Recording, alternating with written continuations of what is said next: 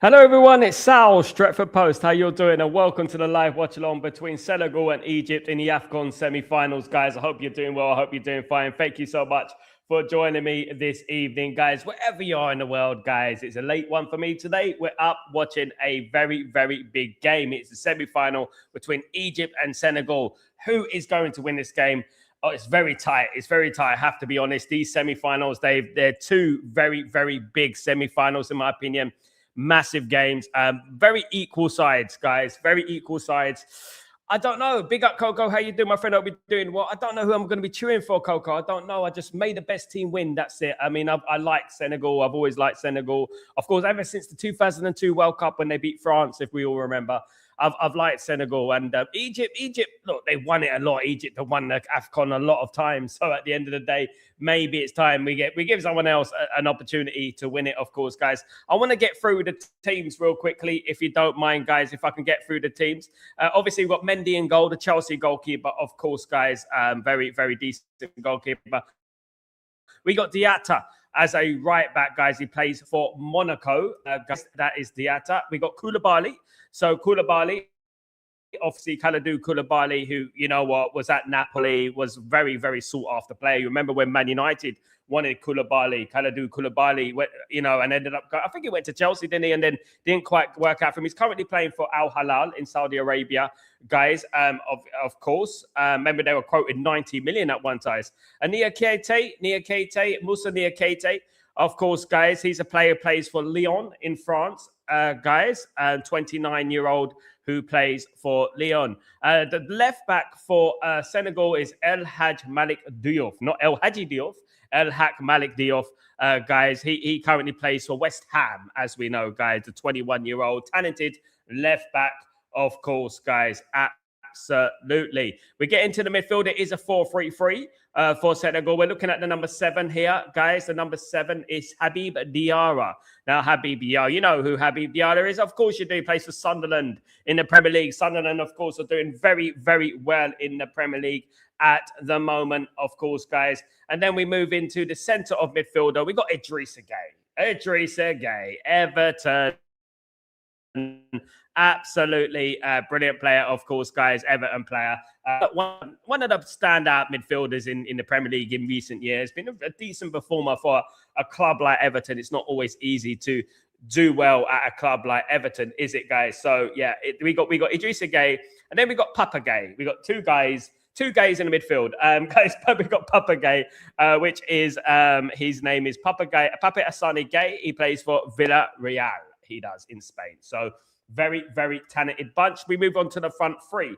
Now, of course, we're going to be talking about, Sadio Mane. Of course, guys, it's all about the money. He's playing in, guys, he's currently playing in for Al Nassr. So, yeah, it's all about the money, guys. Absolutely. Still playing at the tender age of 33, of course, ex-Liverpool legend, some may say, of course, guys. That is Sadio Mane, of course, guys. And then we've got Nicholas Jackson, of course. Nicholas Jackson played for Chelsea. Some may say that Chelsea should have regretted selling Jackson. He currently plays for Bayern Munich, of course, but played for Chelsea, of course, and I don't think they should have sold him, to be honest with you, looking at their strike force at the moment. And then on the right-hand side of the strikers, we've got Iliman Ndiaye. You may not have heard of him. He plays for Everton as well, guys. Of course he does. Came on against Man United the other day. Very good player. Yes, and only 25-year-old striker. So that is the Senegal first team. Guys, we're going to move on to the Egyptian lineup, of course. The Egyptian lineup. As usual, we got El Shanawi. Mohamed El Shanawi, of course, guys. He has a brother, I think it's Ahmed El Shanawi. If I'm not wrong, they're both goalkeepers. I may be wrong, but, there's Mohamed El Shanawi and then there's Ahmed El Shanawi, of course, and he plays for Al Ali, Premier League club, Al Ali, goalkeeper in Egyptian Premier League, Al Ali, which are the best team in Egypt, by the way. Always competing in the World Club Championship, etc. They competed in the World Club Championship in the summer, of course, playing the likes of Chelsea, of course, world champions of course, guys, absolutely. And then we move on, guys, to the right back, which is Hani That is Mohamed Hani. And Mohamed Hani is a player who also plays for the best team in Egypt, Al Ali. Guys, absolutely. Move on to the centre-back side. Guys, they're playing a 4-3-1-2. So it's basically a 4 and a 3 in midfield and the 1 as attacking midfielder with a 2. So in the right centre-back, we've got Ibrahim, of course. I think it's the same team that played last time. Yasser Ibrahim, who plays for Al Ali as well. So they're going to be stacked with players from the best team in Egypt, which is Al Ali. Rabia, of course. Rami Rabia, of course, who currently plays in Egypt for guess who? Al Ali. Of course, you got it right. Absolutely. He plays for Al Ali as well. The left back for Egypt for this game, guys, is Fatou. Fatou is a gentleman, Ahmed Abu Fatou, of course. He's a guy who plays for Egyptian side Zamalek, which are basically, Zamalek are the second team in Egypt, if you know what I mean. So they're like the challengers. They're like the Arsenal, the runners-up, the bridesmaid of Egyptian football, of course, guys. And then we're looking for, at the midfield, the three in midfield. We got Abdullah Magoud.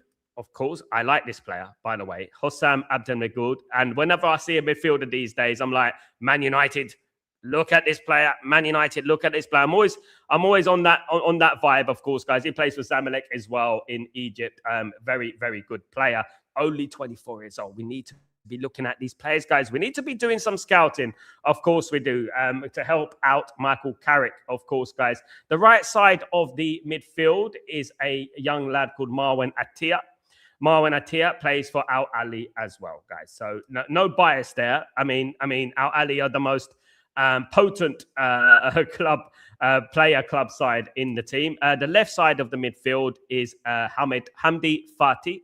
Hamdi Fati, guys, he plays for Qatar side Al Waqra. Al Waqra are one of the best sides in Qatar. 31-year-old, of course, guys, making me feel old, honestly. 31, 1994. Born in 1994, 31. This player I admire, and this is a player that Man United should look at. Emen Ashur. I'm pretty sure of that. Emen Ashur, guys, is a 27-year-old who currently plays for Al Ali. I know he's 27, but I like this player. He's got a personality. He's tenacious. He's always around. He's always creating chances and things like that. I mean, I like this player. I don't know about you guys, but I think he's a good player, even though he is 27, of course, guys. And up front, of course, Mohamed Salah, of course, of Liverpool. We've got Mohamed Salah, and we got Manchester City's Omar Mamouche. Will these two players, who have not been as potent as they could be in this tournament, link up today? Will they link up today to create a proper connection between each other? Because I don't see, when I'm looking at the Egyptian side, I don't see real connection between the team. I don't see a real camaraderie, so to speak. I don't see a real camaraderie between them and stuff like that. Absolutely. Guys, absolutely. But one thing about it, guys, let me just remind you that they're not going home if they lose today. None of them are going home if they lose today. If Egypt or Senegal lose, they're not going home. There is the third place playoff. There you go, guys. So Salah is not coming home. Of course not. Of course. Big ups, same here. I'm with Senegal. Egypt kicked us out. You're from Ivory Coast. Big up the Ivory Coast, of course. Big up Ivory Coast. Great team, Ivory Coast, of course, guys. Kalou, you remember Kalou, who's played for Chelsea? I remember that player. Very, very good player, of course. Big up, man. Then what's going on? Salah could come back home today. We don't know. He's not going to come back home because obviously the third place playoff, they're going to be staying to the third place playoff, so no one is coming home. Unfortunately for Liverpool, I know that they want their players to come home, but they're not coming home, not yet. Big up, Michael. How you doing? Ineos and Glazers out. Absolutely. Guys, if you don't mind, if you check out my Twitter page, I've written a message to the mayor of Manchester. I wrote a tweet to the mayor of Manchester, guys, stating about the shit that these Ineos and the Glazers have put us through. And guys, I would like a retweet. Give it a retweet. Give it a quote tweet. Give it a like. Whatever you can do. It helps, guys. I'm trying to spread the word. It's already got nearly 2,000 likes, guys. It's really doing well. So what we need that pushed. We need it. We need to get the message out there. And if we target the mayor and the regeneration project for Manchester United doesn't go through, they are in big problems. Manchester United need this regeneration project. Ineos and the Glazers are only there because of this regeneration project. This is what people don't understand, but they're only there because of this regeneration project. So guys, if you see me on Twitter and you see that tweet, it is not the first one. It's down there. I wrote a letter to the mayor of Manchester. If you guys could retweet that, that'd be absolutely fantastic, guys. Absolutely. Michael, does Manchester United winger play for Senegal and Mo Salah play for Egypt, Sal? No, we don't have any Senegal players, my guy. We don't have anyone out there playing in the AFCON. The only players we have in the AFCON is Ahmad, Mbeumo, and Mazraoui. Mazraoui is playing tonight. We hope they lose, obviously. We want Nigeria to win so Mazraoui can come home. I know it's selfish, but they're not coming home anyway. There's a third place player to play for anyway. So, yeah, we got Mazraoui, Ahmad, and, of course, Mbeumo. Mbeumo's home. Ahmad is home. We're just waiting for Mazraoui. That's who we're waiting for. And Mazraoui is going to last the full duration of the tournament. So he will be coming home next week. And he will hopefully be ready for the Arsenal game, you know, which is good news for Man United. Of course it is. And the great thing about this tournament is that these players are getting competitive football, you know, so they're going to come back ready, raring to go. Of course, match fitness, and that is very important and everything, isn't it, guys? It is. And yeah, so I'm looking forward to it. I'm looking forward to him coming home, and we're going to have a full squad to pick for, fingers crossed, after the Man City game, all being well, of course, guys. A massive game against Man City. No rest for the wicked. Thrown straight into the deep end is Michael Carrick, of course. But I wish Michael Carrick the very best of luck. I hope he really goes out there and smashes it. I hope he goes out there and really shows the world what he's all about. I really do. And it's going to be difficult. Of course, it's going to be difficult. And I can't believe still that we've got people actually supporting Ineos the way things are going, what they've been doing, the way things are going. I can't believe we still got people support them. It's absolutely disgraceful, guys. Absolutely. Now, in regards to the substitutions for Senegal, we got Yevan Diouf, Mohamedou Sarr, Abdallah Sek, Pathé Ciss, Lamine Camara, of course, Lamine Camara. Man United linked to this player as well. Boulaye Dia, Sheriff Indai, Ismail Jacobs, Papa Sarr, Ismail Sarr, Habib Diallo, Sheikh Babali, Mori Diaw, Antoine Mendy, Ibrahim Mbaye.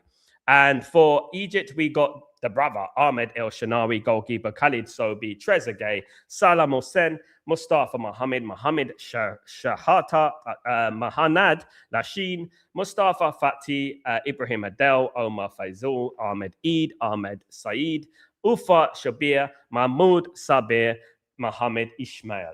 That is the substitute. Just to clear that up, of course, for all the people watching, of course, guys. Big up everyone in the stream. I want to say thank you, everyone. Hope you're doing well. I'm going to be here for both games, guys. We're here for Egypt against Senegal and Morocco against Nigeria. So hang in there, guys. We're going to have a good night. We're going to have a good chat about Man United and stuff like that. It's always good to have a good chat about it. But I've been doing this AFCON. I've enjoyed it. I have to say, we're down to the semi-final now.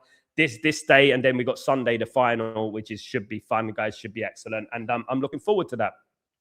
So, of course, and hopefully we're in good spirits after the Manchester United game. Of course, you know what I mean. At the end of the day, of course, hopefully we're in a good spirit and good vibes and stuff like that. Of course, guys. But yeah, really excited for the final. Yeah, it's been great. It's been great. I've learned a lot. As I always do when I watch the AFCON, I've been watching it my whole life. So it's not just a one-off for me. I've been watching it for a very long time, guys, you know. And I've really enjoyed it. I have really enjoyed it. And yeah, hopefully, guys, you know, we'll be back here doing the World Cup in the summer, guys, of course, guys. Our Manchester United players who is at African of Nations ready for Manchester Derby? Ahmad and Mbeumo, Michael. Ahmad and Mbeumo are ready for the Manchester Derby at the weekend on Saturday. Will they start? I don't know, but they're ready. They're ready. They're match fit. They've been playing football competitively, so they're match fit, and hopefully they'll play, of course, guys. Mbeumo, I mean, Mbeumo didn't really shine at the AFCON. Ahmad did. Ahmad had a couple of man of the match displays, of course, guys. So Ahmad is raring to go. It's going to be interesting what the first lineup of Michael Carrick is going to be, isn't it? You know, he's obviously going to play a 4-2-3-1. I think that is the common demeanor in regards to formations these days is the 4-2-3-1. I think everyone likes the 4-2-3-1. I think everyone can be comfortable with that. Of course, we got the right backs and the left back. And obviously, when Mazraoui comes back, we got the right back as well, all sorted out as well. So, yeah, look, it's going to be a tough game against Man City. Man City are fighting for the league. Of course it is. So we got to be really up for it. And we can't just turn up and work on vibes. We got to go out there and show that we are ready and show that we can win that game, guys. Absolutely. We're ready for kickoff, guys. Kickoff is going to be underway any second now, guys. Any second now. We are ready for the game, guys. Absolutely.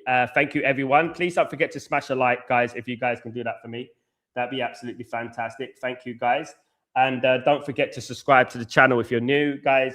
Really, really appreciate that. Of course, we might be going to the wire, of course, guys. So we'll have to wait and see what happens. It might go down to the absolute wire, guys. So let's wait and see what happens. Hopefully, it doesn't, but you know what? If it does, it does. It is a very, very, very tight game, of course, guys. It's a very tight game, of course, guys. So we are live, guys. We are live now, and we are ready for kickoff now. And here we go, guys. Good luck to both teams, of course, guys. Good luck to both teams.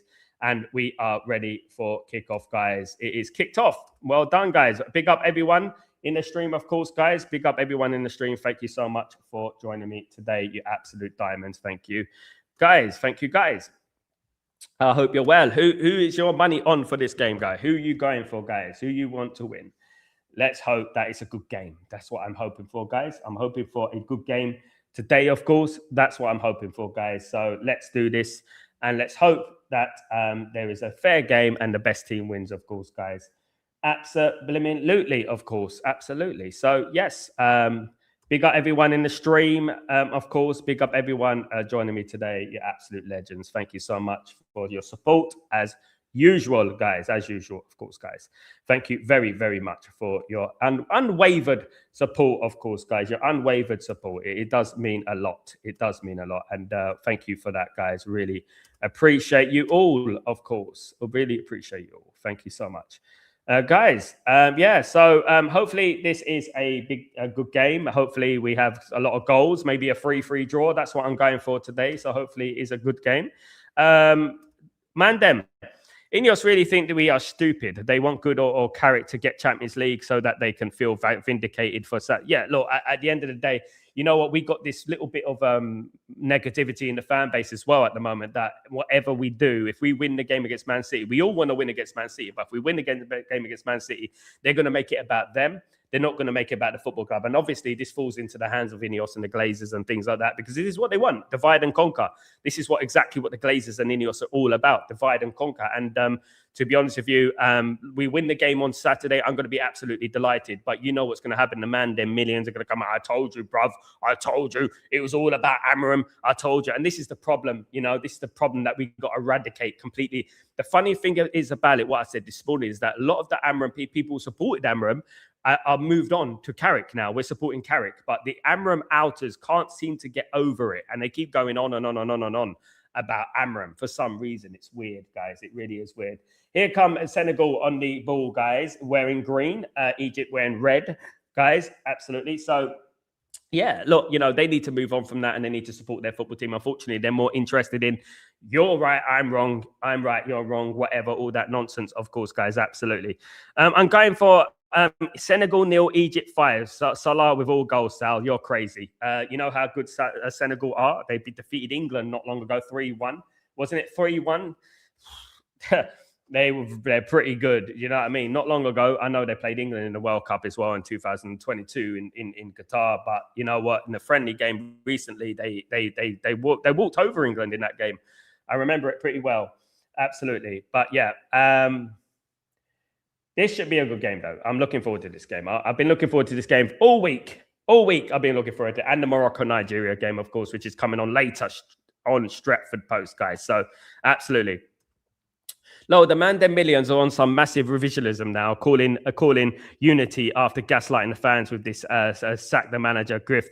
I mean, look, they do make me laugh. Coco, you can't write this script, can you, Coco? Because at the end of the day, they were saying, oh, support your football team. Now they're going, now that he's gone, right, they're like, oh, support your football team. You should support your football team. When they were the ones saying that, you know what, I hope Man United lose so that the manager gets sacked. They were the ones who were saying that, and their cheek of it, the audacity trying to tell Amram, people who supported Ruben Amram, to do this and to do that. They just need to look at themselves in the mirror, right? And just say, listen, you know what? They were wrong and they need to hold that. And at the moment, we're not doing any better, are we? You know, we're at the FA Cup now. I've seen people blaming Amram for the FA Cup defeat. This is where you go, guys, with these people. I've seen them blaming Amram for the FA Cup defeat as well. Looks like Senegal started on fire. They are very in control of this game so far.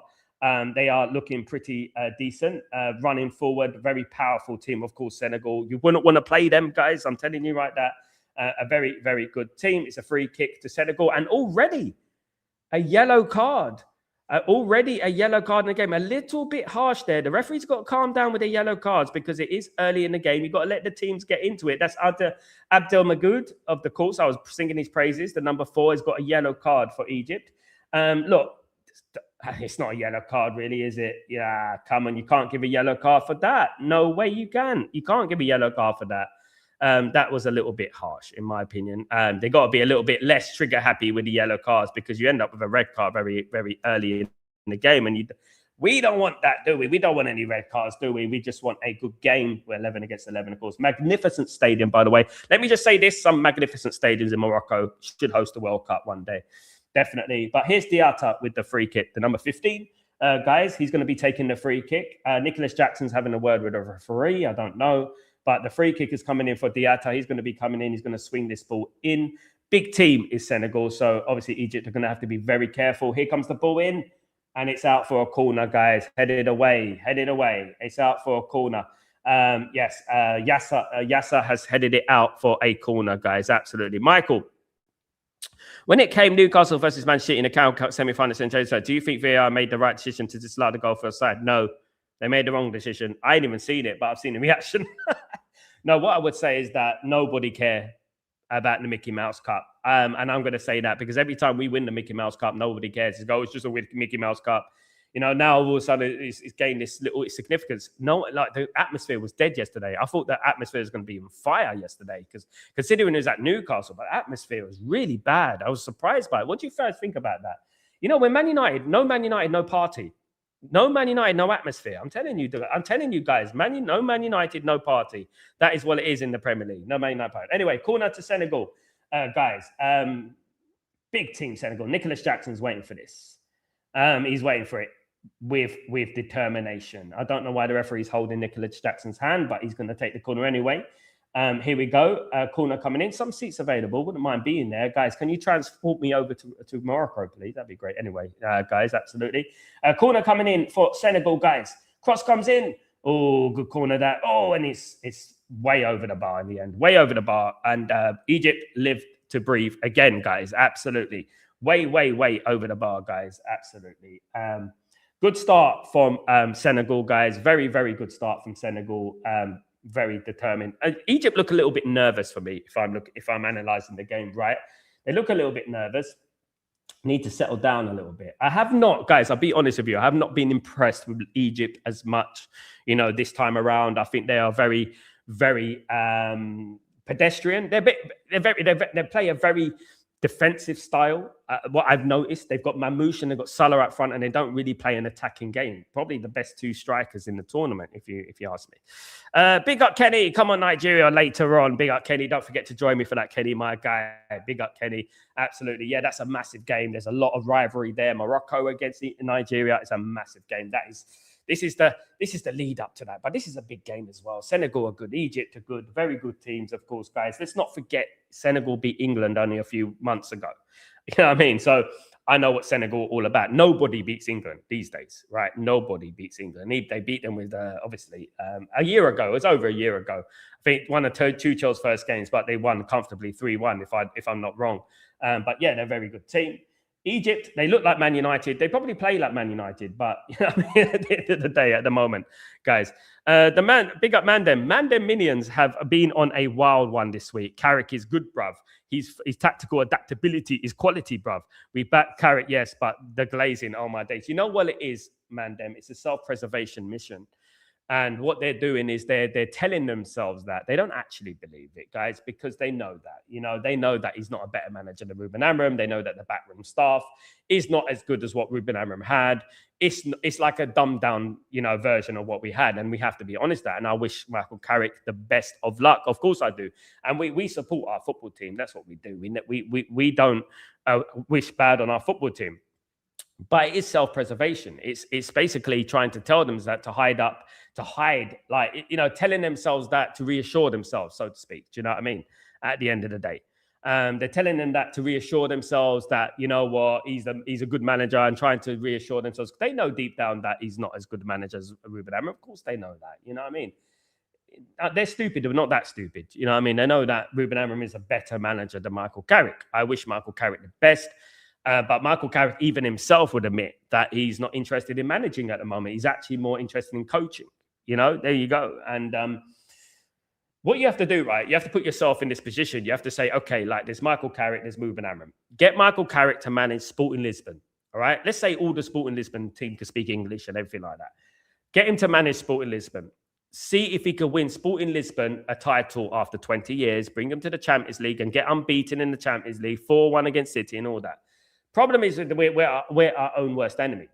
Corner to Egypt, guys. Corner to Egypt. We're our own worst enemy. We're our own worst enemy. We, we are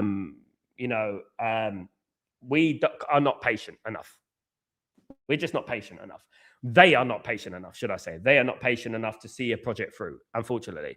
People talk a lot about standards, but they don't know how to reach standards. And that's exactly what it is. And they don't have the patience to reach standard. They think you go to the gym one day, you come out with a six-pack with looking like Arnold Schwarzenegger. That's what they think. You know what I mean? Really, really disturbed individuals. I'm telling you, really disturbed individuals. And when things are starting to get better, then we cut it off.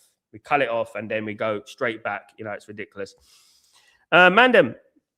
Ineos are on a mad one with demanding Champions League from Carrick, but if it's not a bot up for it, but if he's bot up for it, why did he take it? Ineos are awful, but now he'll be judged if he doesn't get Europe.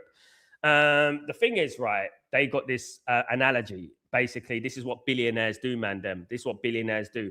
They would either do two things, right? If they don't want to spend money, they will give you the impression that they're broke. This is what billionaires do. When they don't want to spend money, also is another tactic, say that we're better than we are. So they say we don't need players. We're good enough to qualify for the Champions League. So basically, this is a psychologist, like a psychology with billionaires. They'll say you're better than you are so that, you know what, you don't demand players and we're good enough. And subconsciously in the dumbed down minions, people think, yeah, we are good enough. We're good enough to get in the Champions League. And when they say they've got no money, the dumbed down minions will say, well, we got no money. Oh, but they managed to find 27 million to sack Ruben Amorim. Do you know what I mean? And they've got no money. And this is what we're talking about. They're liars. They're manipulators. There's two types of billionaires. There's billionaires like the Middle Eastern billionaires who got money because of obviously assets and oil and things like that. Then there's billionaires like Jim Ratcliffe who frauded their way to billionaireship and obviously done all this voodoo or whatever they do. That, you know what I mean? At the end of the day, which are, you know what I mean? If you know, you know. Absolutely. And obviously ripping people off. Big up, Danny B. How you doing, my friend? Hope you're doing well. Really good to see you. Hope you're well. Thank you so much for joining me today. Every little helps. Don't forget to a little click on the like button, guys. If you guys could do that for me, that'd be absolutely fantastic. Thank you so much for joining me on the AFCON Semi Final. Senegal against Egypt. 30 minutes gone, guys. 0-0 at the moment. Yeah. Hopefully, Diop with the throw-in, the number 25 on the left-hand side. Here is Sadio Mane back out for a throw-in. I like that, guys. I like that Senegal kit. I like that Senegal kit. I wish Man United would make a green kit like that. You know, Glazers out, just like the Senegal kit, the Glazers out kit like that. That's what Man United need to do. They need to make a kit like that, don't they? They really do. Absolutely, they need to make a kit like that. That would be absolutely fantastic if they could do that. Right, here come Egypt back with the goalkeeper, back with the Senegal goalkeeper, guys. The goalkeeper all in blue, of course. Senegal look a lot more composed than Egypt. I'll be honest with you guys. They look a lot more up for it, if you know what I mean. I think Egypt look a little bit, I don't know, I won't say frightened, but look a little bit nervous, I would say. Foul here, a big challenge on the Senegal player. There's a foul here. Is there going to be any retrospective action? It is Abdelhamid. Again, he's the number 4, guys. He's already been yellow carded, so we can't get another yellow card, guys. If he gets another yellow card, guys, it's over. If he gets another yellow card, look, we can't have yellow. This is what I'm talking about. When the referee hands out too many easy yellow cards, you get another yellow card, and then that's it. He's off. Abdelhamid is play acting because he don't want to get a yellow card. That's basically what he's doing at the moment. He's play acting so he don't get a yellow card. Well played, my son. Well played, my son. Absolutely. But yeah, Senegal got the better of the game at the moment, in my opinion. I think they're playing very, very decent football. What I like about Senegal is that they're a very opposing team, composed, a very intimidating team. They're big, strong team, of course, guys, and very much a lot of talent. As I said, like before when they played in the World Cup in 2002. That's when they came onto the world stage. You remember when they beat France 2-1, of course. How you doing, my brother? How you doing, William? Good to see you today. Hope you're doing well. Good to see you, mate. Hope everything is blessed with you, of course. Good thing is that he hasn't given Abdul Majid a yellow card, which is a good thing because we don't want any red cards after the 15th minute. Of course we don't, guys. Absolutely not. We don't want that, of course. Guys, don't forget to smash a like. 15 in the house. Thank you so much, you absolute legends, by the way, for joining me today. You are the Stretford Post loyalists, of course. Thank you so much. Out for a throw-in on the right-hand side for Senegal, guys. Another attack for Senegal, of course.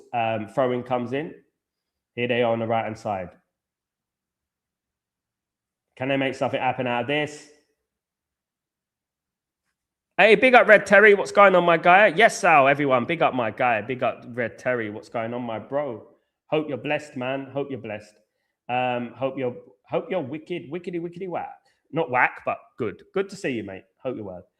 Yeah, so 0-0 between Senegal and Egypt on the 15th minute. Coming up to the 16th minute. Here come Egypt, though. Oh, that's a bad foul. That's got to be a yellow card. That's a yellow card. You've got to show me yellow for that. Oh, it could have been a red, though. I would say that it could have been a red, guys. That could have been a red. Oh, God, blimey. Luckily, there was a Senegalese player just covering that area, because if he didn't cover that area, guys, that would have been a red card. That was a blatant foul. That would have been a red card. I don't want a red card. I don't condone red cards because I want a level pegging game. We've had a few red cards in this tournament so far, so we don't really want red cards, do we, guys? Absolutely no. We don't. No, we don't want red cards. Absolutely. So it's a free kick to Egypt, guys, about 35 yards out from goal. Of course, I think it's a little bit too far to be taking the free kick direct from there. It was Koulibaly with the foul, by the way. Koulibaly, who, of course, 90 million price tag. Do you remember when Man United were linked to Koulibaly? And he was playing for Napoli, and they put slapped a 90 million price tag on his head. Didn't really go well, did it? I think he went to Chelsea, if I'm not wrong. Then he ended up. Now he's playing in Saudi Arabia. There we are, guys, and that is how it goes. You know what I mean? Big defender, good defender, needed to go. I think, you know, I mean, I wouldn't condone anyone to go to Man United at the moment. Do you know what I mean? Man United are just an absolute shit show at the moment, if you ask me. But it's a free kick to Egypt anyway. First opportunity for Egypt in retrospect. I think Mamouche is standing over it at the moment. Mamouche, Manchester City player, standing there over the ball at the moment, guys. Yeah, Salah, of course, is going to be standing over the ball. Of course he is. Mohamed Salah, legend at Liverpool, of course, guys. Best Liverpool player in the last 30 years. You can't argue with that. You can't. Stats prove that. 2 league titles, Champions League. Here we go. Cross comes in. It's very easily defended by Senegal. Well defended by Senegal, by the way, and smashed back. It's offside. It's offside. It is offside.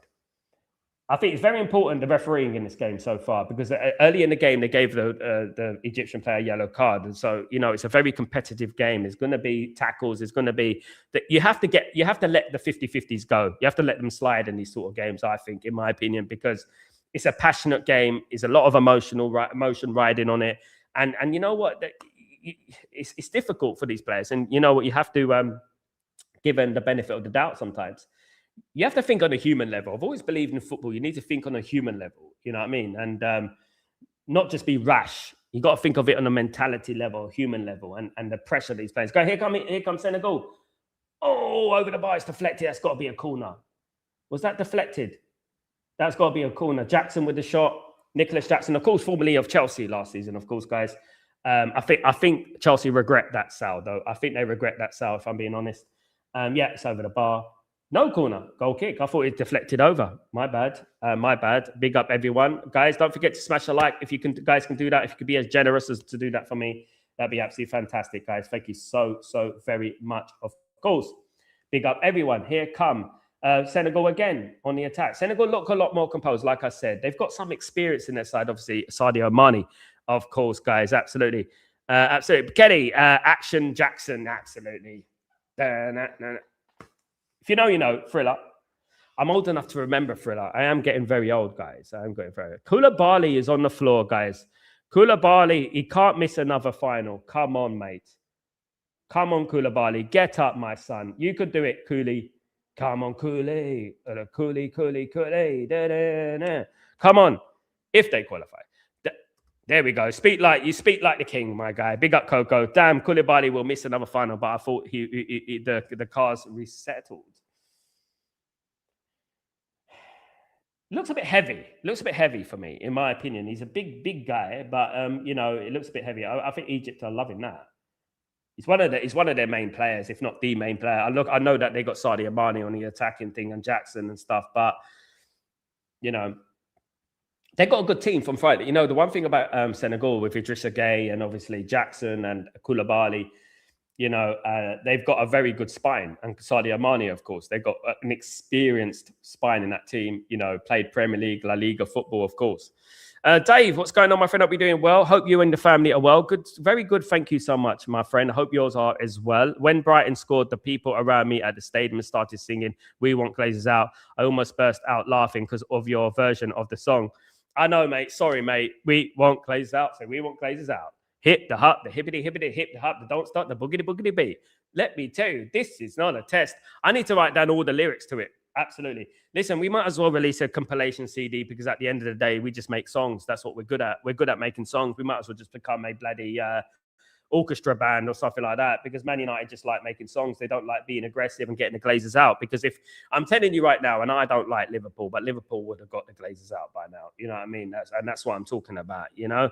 And we used to be like, even when I flip back to like 2005, we were actually, if you look at the highlights of the protests back then, people getting arrested, people get, you know, it was actually aggressive, like a proper protest. I don't condone arrest and all that, but this is our football club at the end of the day. And, you know, we need to be a little bit more aggressive with what we're doing at the moment. I don't think we're aggressive. I actually think that we're singing songs like chants. Chants don't, look, when you sing football chants, does it intimidate the opposition team? Not really. No, it's just a chant, you know, all right, loud, it's intimidating. But do you think it's going to bother the Glazers or Ineos who are going to be sitting in their mansions, just feet up? Oh, look at them, guys. Look at them. You know what I mean? We just link us to another player. We get another link to Carlos Baleba, and there we go. Do you know what I mean? It looks like Senegal are going to be making a change, guys. And Koulibaly has not made it, unfortunately. Sad for Koulibaly. Was looking forward to seeing Koulibaly today. I haven't seen Koulibaly for a while, so was looking forward to seeing Koulibaly. Sad. Yeah. Best of luck, son. Good luck, son. Good player. Like him. Always like Koulibaly, of course, the number 3. Ever since he played for Napoli. In that Scudetto winning side, of course, guys. Let's not forget that. The Scudetto winning side, of course. Yeah, so Koulibaly is coming off, and just looking at who's coming on for this is a boost for Senegal, by the way. This is a boost for Egypt, by the way. This is a boost for Egypt. Koulibaly is one of their most important players, of course. So this is a boost for Egypt at the moment. So the number 2 is coming on for Senegal, guys. The number 2 is Mahamadou Sarr, guys. Now, Mahamadou Sarr is a player who plays for, you know, he's on loan from Chelsea. He's playing for Strasbourg at the moment. So he plays for Chelsea, but he's on loan at Strasbourg. Of course, the former Chelsea manager, you know, Strasbourg and stuff like that. So it's Strasbourg. Of course, guys, there you go. Keeping up with the facts. Of course, guys, absolutely. Absolutely. Coco, if they qualify, big up. William, Man United is a complete shit show, Sal. Spot on. I'm sick to death, like teeth of the club at the moment, trying to avoid them as much as possible. I think so much about the club pisses me off at the moment, mate. I've never felt so disillusioned as I feel now, honestly, about the club in my whole 40 years of sport, the football club. I feel so disillusioned about this football club. I really do. The way they're doing things, you know what I mean? But we're even worse with Ineos than with just the Glazers. And I never thought that would be possible. But we did predict that Ineos would be a problem for Man United, didn't we? Those of us who actually care about the football club. Mandem, what I've noticed is that people sing the Glazers out song when it fits their, when it fits the agendas. But all Glazers need to do, and all Ineos need to do, is link us to a player. Just like in the summer when we were linked to Baleba, and then, you know what, they came out with all that PR and stuff like that. We're going to sign Baleba. We're going to get Baleba. And then it got cancelled. This is what I mean. Like, you know, last time when we cancelled the Liverpool game, that was the only time the Glazers went on, of course, a Zoom call to the Manchester 1958. I think it was 1958 or the Red Army, right? They went on a Zoom call, and they must have gassed them up or something. They must have gone, oh my God, I'm talking to the Glazers. Oh my God. And they must have, because after that, nothing happened. The momentum gone. Everything slowed down again. Everything back to default settings with the Glazer out movement. Like I said, any club, big club, Inter Milan, AC Milan, Barcelona, Real Madrid, even PSG, these teams, Napoli, these teams, right, would get the Glazers out. They will get the Glazers out. Cross comes in for Senegal, cleared away. Good clearance there, guys, from Yassa. Bernard, what's going on, my friend? Hope you're doing well. Sal, it's going to be fun. The defensive flanks open season for wingers. We've seen it against Brighton, who didn't punish us. And now they're going to City. It's going to be open season, Doku and Haaland. We'll have to wait and see, mate. I hope not, Bernard. But it's Manchester derby. One thing about derbies, Bernard, is that derbies are the great equalizer. They, the team you expect to lose usually win. The team expected to win usually lose, and all that jazz. Do you know what I mean? It's going to be a difficult game. You know, I cannot emphasize it enough. What do I think? Honestly, I've never predicted Man United are going to lose a game. I've never, ever in my life. Do I have a good feeling from it? No. Having watched the Brighton game, I don't have a good confidence about going into that game, because what we're going to do different. What we're going to do, which is going to, in a few days, change everything. You know what I mean? At the end of the day, what are we going to do? You know, nothing. The reason, obviously, when you play a certain system and a formation for like nearly a year now, and then you all of a sudden have to change it, and those players liked Ruben Amorim as well. So it's you know, it is a big shock to the system. And then we have to play under Michael Carrick, which, let's be honest, guys, only Man United fans respect. You know, a lot of those players don't know Michael Carrick. You know, and they know Ruben Amorim, though, but they don't know Michael Carrick, unfortunately. We do, of course. We love Michael Carrick, but he hasn't got the respect in managerial-wise. When you think about Ruben Amorim is a soldier. He's like a guy that hypes up the team and stuff like that. But we're gonna see it, guys. We're gonna see it. We're gonna see this unravel, of course, guys. We're gonna see this unfold, and I'm not going to be, I told you so, but you know what? These people should hold their head in shame when it does happen, you know, when we start declining even further.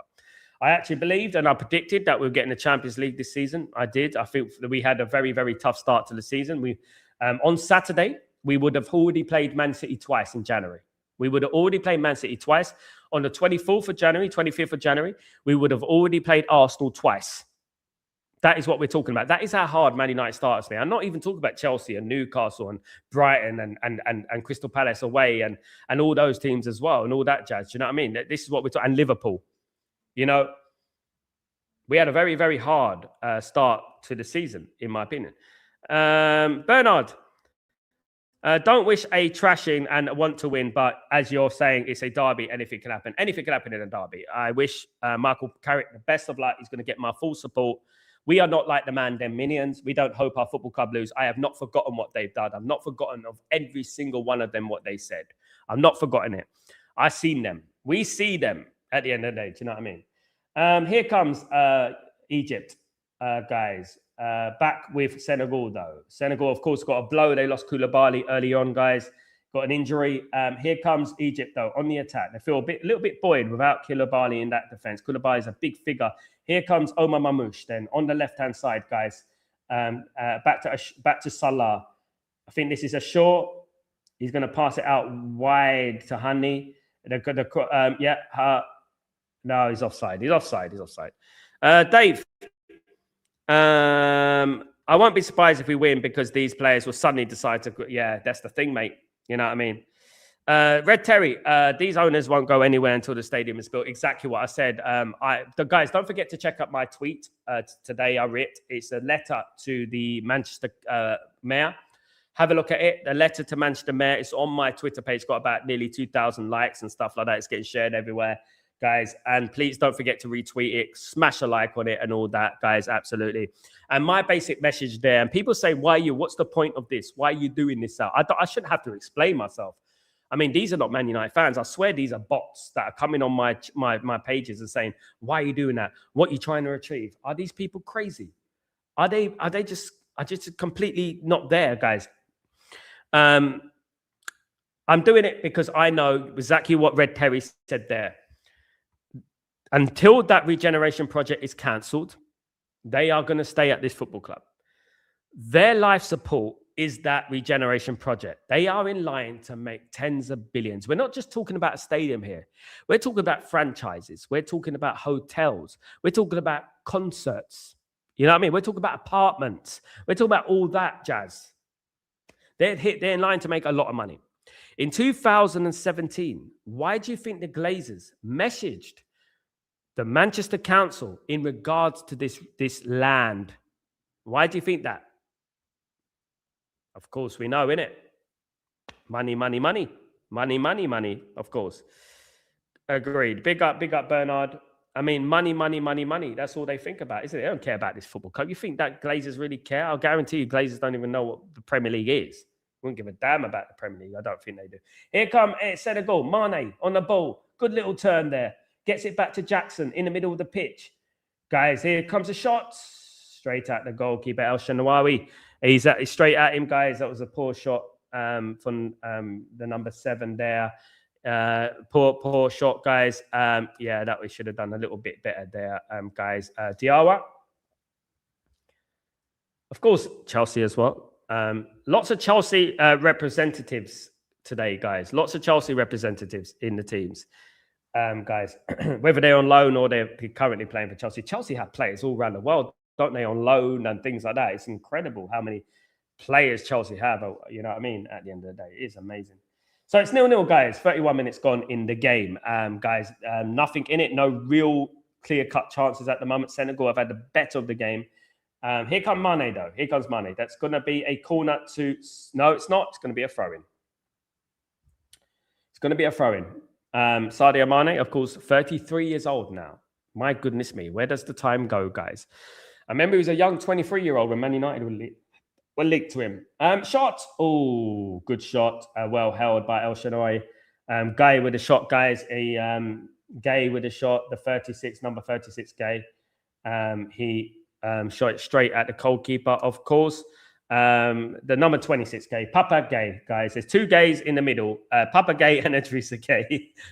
It's not like that. Papa Gay and Idrissa Gay, guys. And absolutely. So, yeah, that's what it is, guys. Absolutely. So, straight at the goalkeeper, but the goalkeeper had to be concentrated there because it could have went through his legs. It's very, you know, it must be. It's very nerve-wracking being a goalkeeper, guys. You know, when I was younger, I started off as a goalkeeper. Did you know that? I didn't grow tall enough, unfortunately. So there you go, guys. That's what happens. You have to be tall to be a goalkeeper, apparently. Apart from Fabian Barthez, of course, who weren't that tall. He's taller than me, but, you know, weren't that tall. I think he was 5'10" or something like that. Obviously, Van der Sar was 6'6", wasn't he? You know. Here comes Senegal with Jackson on the left, guys. Red Terry, Sal, what do you make of Osman going to Turkey on a permanent move? Seems a backward step for someone with his talent. I mean, I think he's one of the best. I'm not going to flip-flop from this.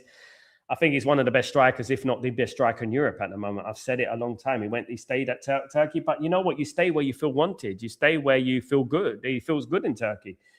Great country, of course. I was there the other day. I was only there when I was coming back from Naples. I was probably only there for about 10 minutes, guys. But I had to run for my next plane to Abu Dhabi. But Osman is a fabulous player. I mean, if you watch his last game, the last game that he played against Algeria, as Algeria didn't play very well, but Nigeria were excellent. And a big part of that was because of Osman, that his hold-up play, keeping the ball in play, creating chances, being a nuisance. He'd be brilliant at Man United. Oh, straight at the goalkeeper. Cross again. Senegal need to be more, how would I say it, potent in front of goal. They are getting into good positions, but they're not really penetrating the goal, the goal much. Guys, at the end of the day, they need to start getting some clear-cut chances going on. But they are dominating the game. I would say that they're the better team at the moment, guys. We've got 10 minutes to half-time, 0-0. Guys, yeah, it's 0-0 at the moment. So here we go.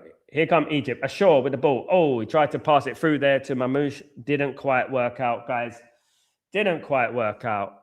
Absolutely not. Sadly, of course, guys, sadly. Here comes Diarra. Back in the middle with Gay. Of course, Idrissa Gay plays for Everton, of course, guys. One of the One of the most best performing players, and it is a free kick to Senegal. Who is that with the tackle? Because if that's Amadou Good again, that's going to be a red. No, it's not. It's Al Fati. It's not. It's Fati, the number 14. It's Fati, the number 14. But it's not a yellow card or anything. Hamdi Fati, who plays for Al Waqwa in Qatar, by the way. A little bit of information.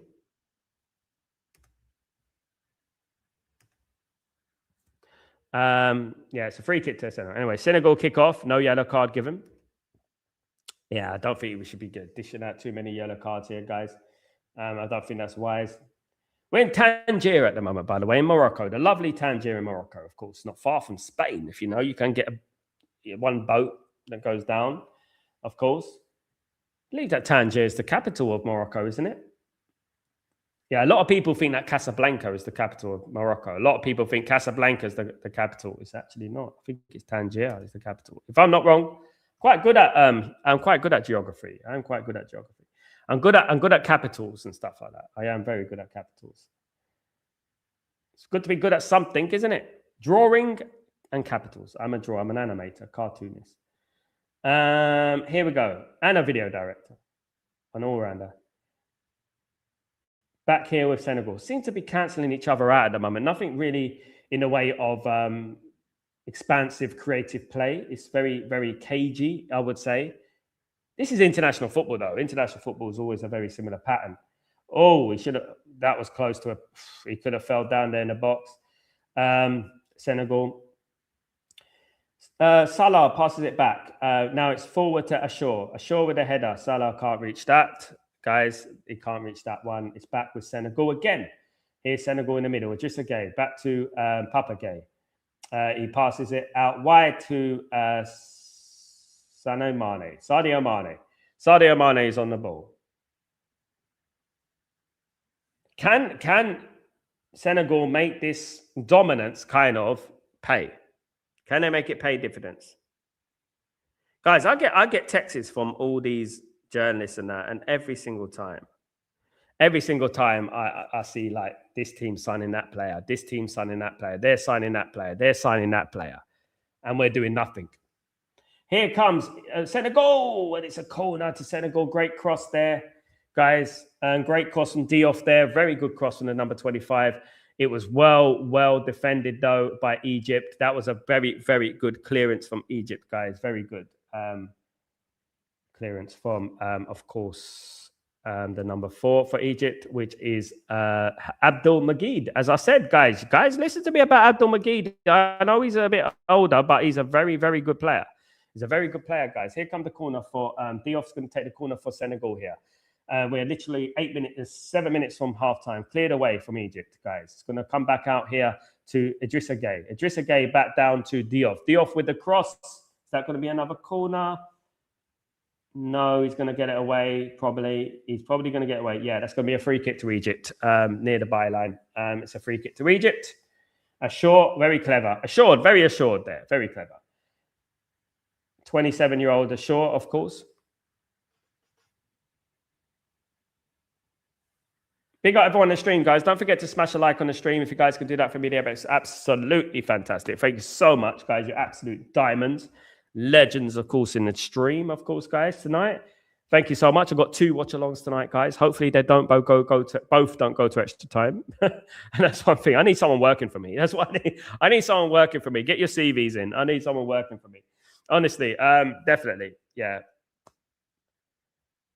One day, as they say, inshallah, over here, one day, someone will be working for me.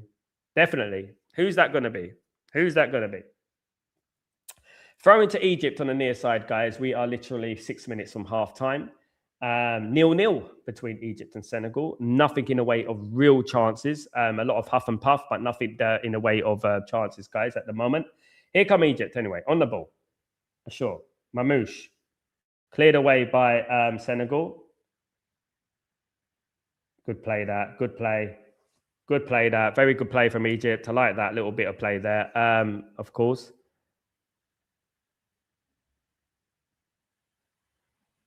Players to look at. We got the two in the midfield. We've got Atia and Fatih in the midfield. They're the ones who are the creative spark. With Ashur, of course, is the number 10. In the number 10 position. Number 10 is Salah. The number 8 is Ashur, but he does that sort of role. He moves into a midfield 4. He can move, and then obviously Egypt move into a 3. Egypt players on the floor. Just trying to see who it is. Oh, there's shenanigans going on the touchline again. It wouldn't be AFCON without shenanigans on the touchline. It wouldn't be AFCON. There's a lot of arguing now, argy-bargy, as they say. There's a lot of that going on. It's funny. It does make you laugh. I love it. It adds a little bit of spice to it. Do you know what I mean? I mean, we need that more in the Premier League, don't we? We need that kind of vibes in the Premier League, guys, honestly. The only problem is, guys, is that we end up being here till midnight because of the injury time. That's the only thing with it. We end up being here till midnight, of course. And especially if it goes through extra time as well, then you get injury time, and then you get extra time. You get injury time and extra time and injury time and that. I've got another watch-along after this, guys. You know what I mean? I've got to do everything. I've got to sort out the graphics and everything for the new watch-along as well. But it's 0-0, guys. They are finished their Royal Rumble. Now it's time to play some football, of course. Diarra's looking at the number 7. He's looking at the referee like, what the hell is going on? The blame game. Ghana.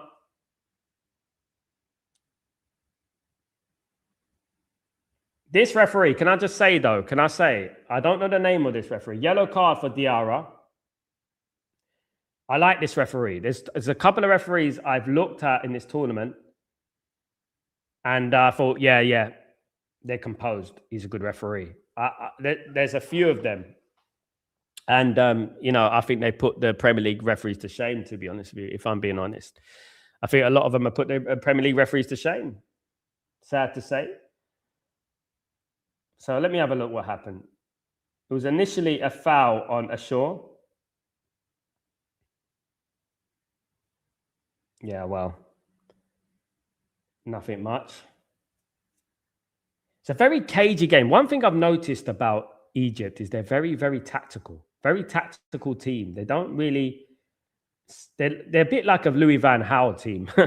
They don't really go out of their positions too much. You don't really see them expansive and freedom of play. They're very, very blunt, sort of pedestrian type of team, in my opinion. Do you know what I mean?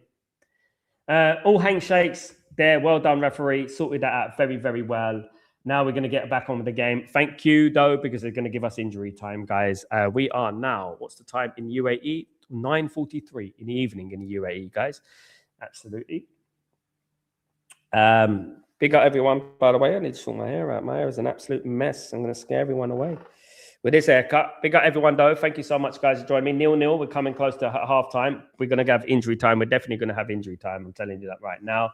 We're going to have injury time. 0-0. I would say that Senegal have had the better of the game, but nothing really in the way of clear-cut chances at the moment for either side. But Senegal have been, in my opinion, the better side in this game so far. I don't think Egypt have really threatened yet, in my opinion. Here come Senegal. Can he cross it in? Sadio Mane, no. It goes straight back to this Egyptian player. Sadio Mane, now 33 years old, of course, guys. Now 33 years old. Still a very, very good player, of course, guys. Went to Saudi Arabia pretty early in his career, didn't he? Pretty early. He's been playing there for a while. I haven't seen Sadio Mane for a long time. Of course, Mohamed Salah against Sadio Mane, by the way, this game. This is earmarked as Mohamed Salah versus Sadio Mane. Apparently, there was a little bit of a rivalry between Mane and Salah. Mane used to accuse Salah of not passing to him and stuff like that. You remember that? Yeah, that's Liverpool, though, isn't it? So, guys, what do you think? I want to know your question. I want to know your answer to this question. What would give you confidence to give Michael Carrick the full-time job as Man United manager? What would you say is the thing that give him full-time job? What would you say? Is there anything that would give him a full-time job at Man United? Apparently, though, apparently, having said that, apparently he doesn't want it. Apparently, he just wants to be a coach. That's what I've heard. He doesn't want the managerial position at the moment. Do you blame him? You know what I mean? He's still got his full, you know, color hair. He will have grey hair very soon if he manages Manchester United, of course. We're coming up to halftime soon, guys. It's 45 minutes, 46 minutes. We're coming up now, guys. We are free kick to Mohamed Salah in a dangerous position on the right-hand side, guys. We've got 4 minutes, guys, of added time. 4 minutes of added time, guys, in this first half. Guys, 4 minutes of added time. Carrick will need to win the league for me, or otherwise get us proper manager. None of that coach nonsense. I have to agree with Coco here. I have to agree. I think Man United need to remain stern. They need to be strong, even if Michael Carrick does well. Cross comes in. Oh, that was a big opportunity. No one got the touch on the ball. No one got the touch on the ball. That was such a good cross there. The cross came in at a good height. It just really, it needed a touch, didn't it? Needed a touch. Tiny, what's going on, my friend? I'll be doing well. Good to see you. He has said he doesn't want the job. They want Tuchel, don't they?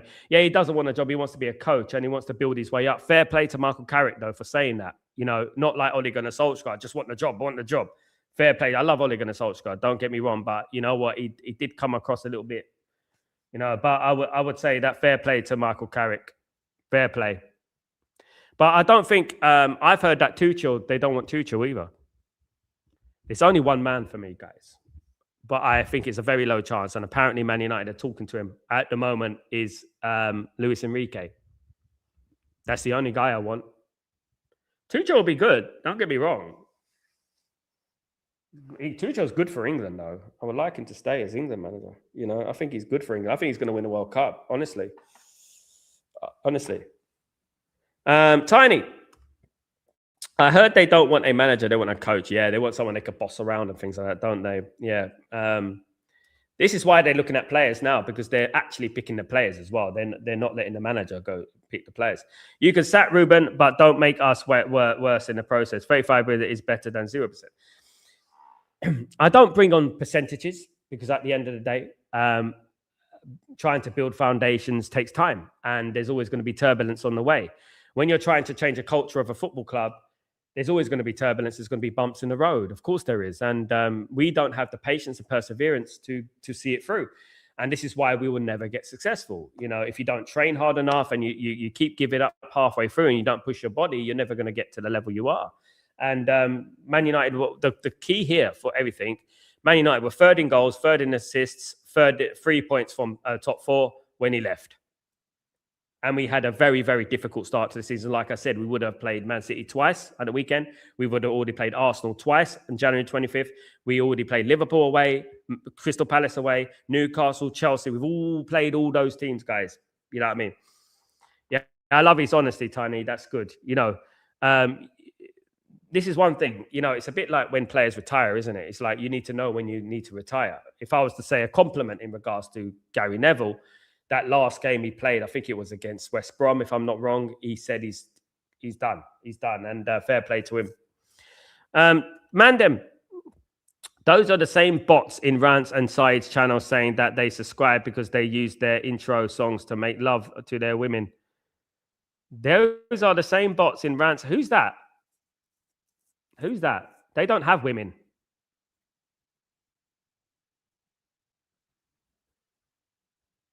You think they have women? Those guys, my goodness me, can you imagine? Yeah. I don't think so.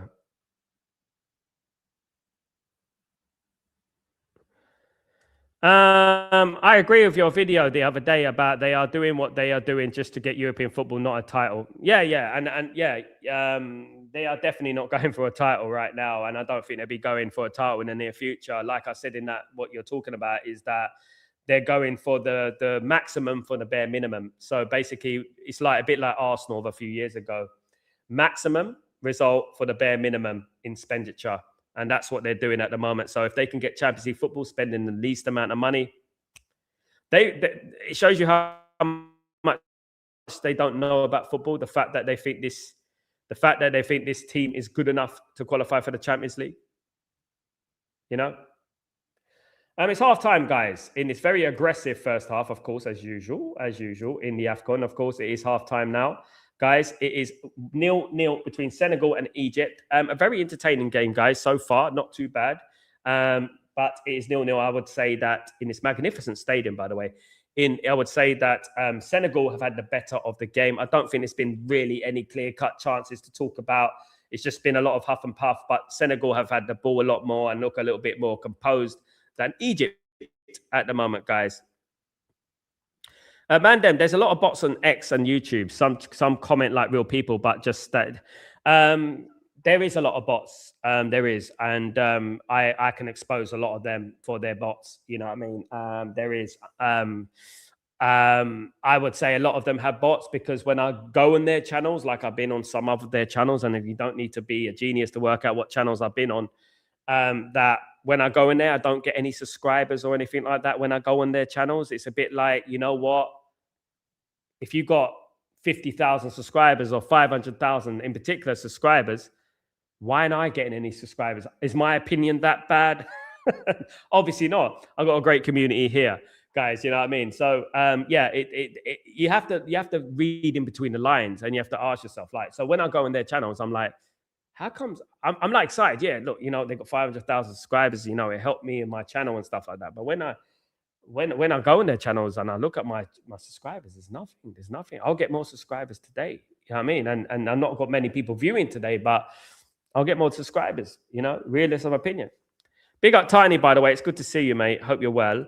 Ryan, some of our fans are still trust some of the players speechless because they contradict themselves, and they do it every single time a manager is sacked. They are so predictable. They are so predictable. What they will do, they will say, when Ruben Amorim's managing the club, they will say that this team is good enough to win the league. This team is good enough to qualify for the Champions League. When the manager gets sacked, they say, oh, you got to give him a chance. He needs his own players. He needs to sign some players. We need to sign some players. This is what they do. They're so predictable. You know, they buy the subs themselves. Yeah, they must be rich. Why would you? You know what? I'm monetized, guys. I have a good platform. I've worked very hard to get to my monetization. I worked in the music industry 20 years. I've done bits, guys. You know what I mean? I don't need no fakeness. I'm a humble guy from humble beginnings, and I don't need to fabricate anything. I know that a lot of them do. Of course they do. You have to just work out the numbers. And some of them I know. And they've got bots. It's quite obvious. It's quite obvious, guys. It is quite obvious. What they do. You know what I mean? They do buy subs, fortunately, guys. Yeah. You know, you can tell that they do. There's techniques. They've got techniques, what they do. And I know what they do. Some of them have panel shows. And the reason they have panel shows is to give an illusion that they have interest. Yale, good day. I have a question for you. The 1951. What's your take on these guys? 1958. Yale, you're 7 years a bit earlier. Are they for real? Are they just good guys or just attention seekers? Yale, what I would say about anyone who wants to make a difference in Manchester United and get the Glazers at the football club deserve my respect, and they get my respect, and it's better than doing nothing. However, I would say when you're representing a movement, when you're representing the Manchester United fans, I would like them to pull it up a tad. I would like them to be a little bit more potent. I would like them to be a little bit more aggressive kind of thing, because I don't think they are. I really don't. I don't think they are aggressive enough, in my opinion. I don't think they scare the Glazers. I don't think they scare any of us. Why would I say that Liverpool would have got the Glazers out? Liverpool would have got the Glazers out. Trust me on that. I wouldn't just say that. Inter Milan would have got the Glazers out. AC Milan would have got the Glazers out. Barcelona, Real Madrid, you know the drift. They would have got the Glazers out. You know, we're just not, you know what I mean? We want Glazers out. Say, we want Glazers out. We want, let me get a banner. We want Glazers out. It's not intimidating enough. You know what I mean? The players are smiling again during the training session today. There is no accountability for them. Hugs and kisses, team of the week and all that. You know, I'm tired of that. Been through it, seen it, worn the t-shirts, seen the mug shots, should I say. You know what I mean? Big up, Ryan. Bandem, Yeah, it's crazy. Why do they only subscribe to the host channel only? I know, you know. There is men. I'll give you an example. That people think I'm stupid because at the end of the day, I've been in the music industry 20 years. I know how this shit works. I've been in YouTube before your Mark Goldbridges, your Terry Fluids, your this, and I like them guys, but I've been on YouTube a lot longer than them. I've been on YouTube since like when it opened, when I was doing music and I was doing my music channel and all that. You know what I mean? So I've been on it a very, very long time. You know, been on it a very, very long time. Yeah. Look at what Ajax done. Exactly that. And they're smaller club than us, apparently. You know what I mean? Even though they have 4 European Cups, of course. Even though they have 4 European Cups, they are supposed to be a small European Cups. Yes, Yale, they are playing a diamond, or I would say a 4-1-2-1. Of course, guys. Yeah, they're playing a diamond, Yale, in the middle of the pitch. So yeah, basically a 4-1-2-1-2. And I would say that Egypt are very pedestrian. They don't really play exciting football from what I've seen at the moment. I would say that they're very, very pedestrian, guys. I would say that. Absolutely. Big up everyone in the stream, though, guys. If you're in here, please don't forget to smash a like on the video. If you guys can do that for me, it'd be absolutely fantastic. Thank you, everyone who continues to support the channel, of course, guys. Thank you so much. You legends. Mandem. But when are these players not smiling during the training session? We see them doing drills, but on match day, they are shite. You know what I would say? I said it a while ago, Mandem, that especially the likes of Rashford are no longer here. There's a part of me that feels that some of them are actors. They pretend. There's another part of me that feels like they just play when no pressure is on. And that doubles down when you think about the COVID season, when they went on that ridiculous unbeaten run. It was no one in the stadium. So is it a mental thing? Have they got a mentality issue? It could be, you know. It could be. Could be. Bear me a second, guys. I'll be back.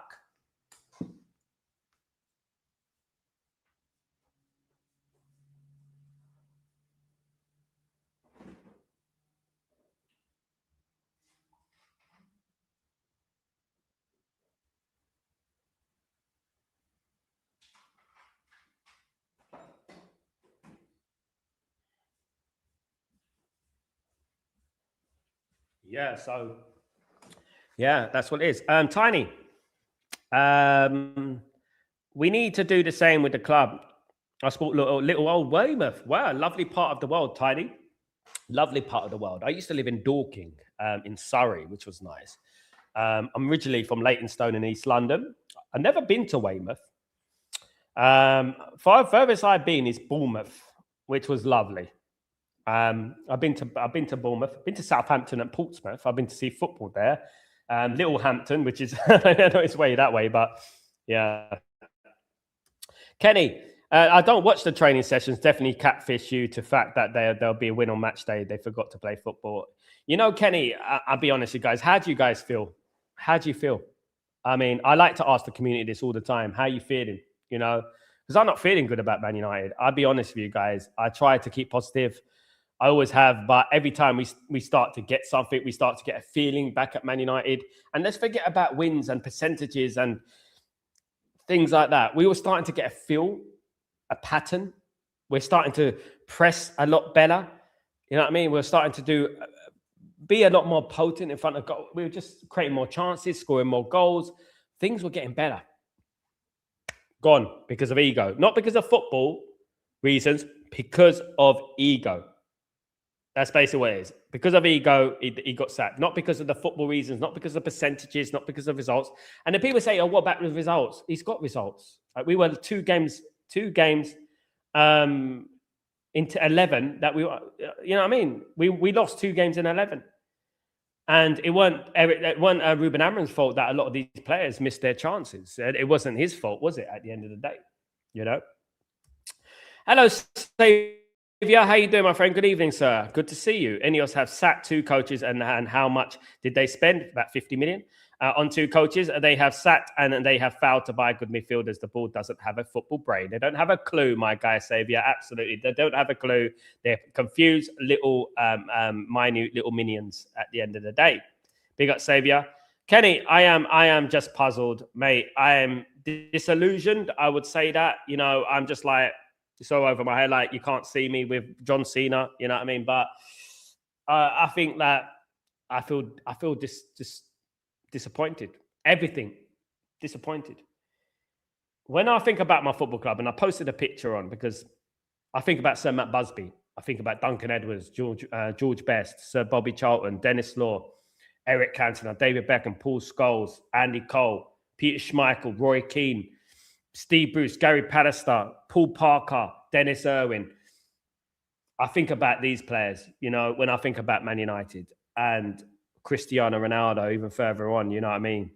I think about these players and I think, what happened to us, man? What the hell happened to us? It's going to take a monumental effort to get Man United back to where we are. And this is exactly what people don't understand about Ruben Amorim. They don't understand what a rebuild is. They don't understand about the turbulence that you're going to face in that rebuild because you're changing a culture, you know? So how do I liken it to? When you're trying to change, like I've always said, a derelict building, and with derelict building with asbestos and stuff like that, and it takes time to get out the rot and this and that. You probably have to knock down the building and rebuild it when it's got asbestos. This is why, guys, some of the Marks and Spencers in England closed because they had asbestos, right? And this is what Man United are, you know, and it would have taken longer than 14 months, guys. It might have even taken 24 months. It might have taken 36 months. Who knows? But one thing, we were heading in the right path, and he needed backing. He got a 4 out of 10 window. I am bemused why the fan base are not talking about the window enough. They don't talk about this window enough for me. They don't. They're so easy to manage. You know what I mean?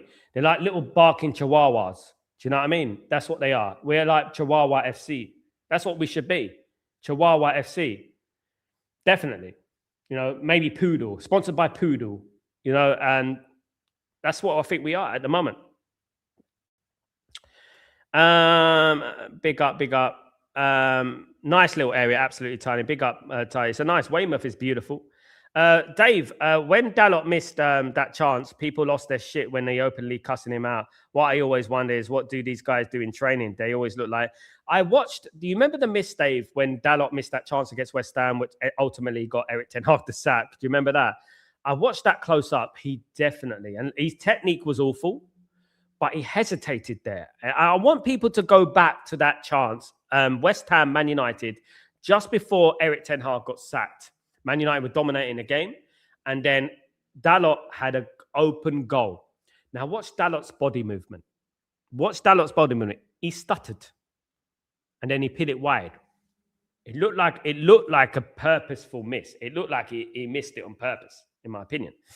RJ, peace and blessings, everyone. Big up RJ, you legend. Hope you're doing well.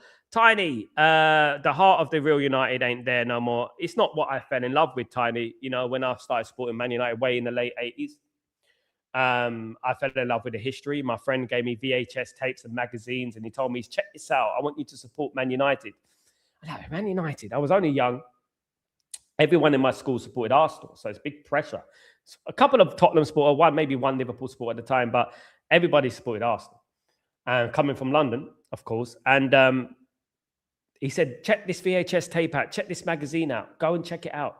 He was from Manchester, but he moved to London. He was young.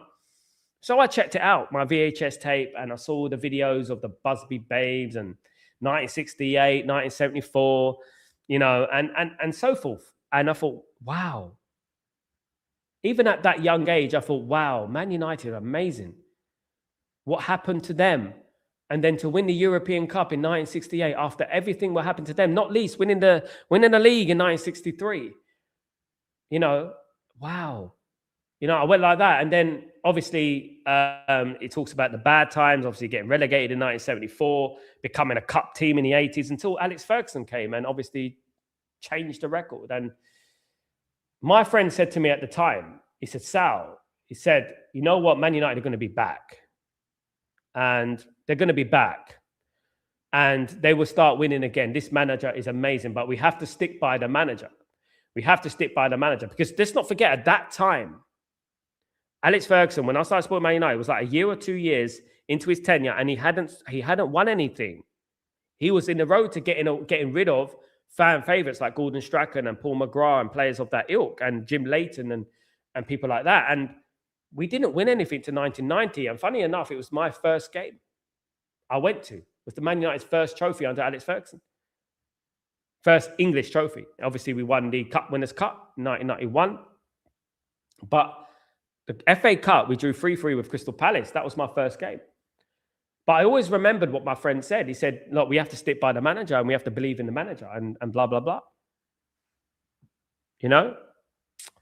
And I had the same feeling with Ruben Amorim. I had the same feeling. I had the same vibe of what he's trying to do. I could see what he's trying to do. Unfortunately, these man-dem minions were not around at that time. They did not support Man United at that time, because they supported Man United because they were successful. That's why they support Man United. The only reason your rants and bants, your this and that and all that support Man United is because they were successful. That's the difference between me and them. And no disrespect. That's the difference between me and them. I started supporting Man United because of the heritage and the history. That's why I started supporting Man United. That's precisely why I started supporting Man United. And I remember it. So when I told my brother, who's a Tottenham supporter, my older brother's a Tottenham supporter, my younger brother's too young, but he ended up, my younger brother started supporting Liverpool, right? He said, why are you supporting Man United? They're shit, they're shit. Tottenham are actually better than Man United at that time. Why are you supporting Man United? They're shit, they're shit. You know? Then you got all these self-entitled fans who only supported Man United because of success. There's no offense. It's natural. People do that. You know, people want to feel good, you know? But I feel better for the fact that, you know, I started supporting the club before it, because now I have like a balanced opinion of everything. You know, out of every single manager that has managed Manchester United in the last 12 years, the only one I feel like, kickoff guy, second half, the only one I feel has closest to Alex Ferguson was Ruben Amorim, because of what was going on, the toxicity that was trying to move. Trying to change the culture of the football club, trying to become a more on the front foot team rather than sitting back and counter-attack, which we're going to do now. You know, we completely sabotaged the whole plan because of an ego, a fragile little ego from a player that's a Man City guy and a Blackburn Rovers guy and a Leeds guy. Nothing to do with Man United. You can't get any worse than Blackburn Rovers and Man City and Leeds. The only difference is now he needs to play for Liverpool now. Then he'll get the quadruple, won't he?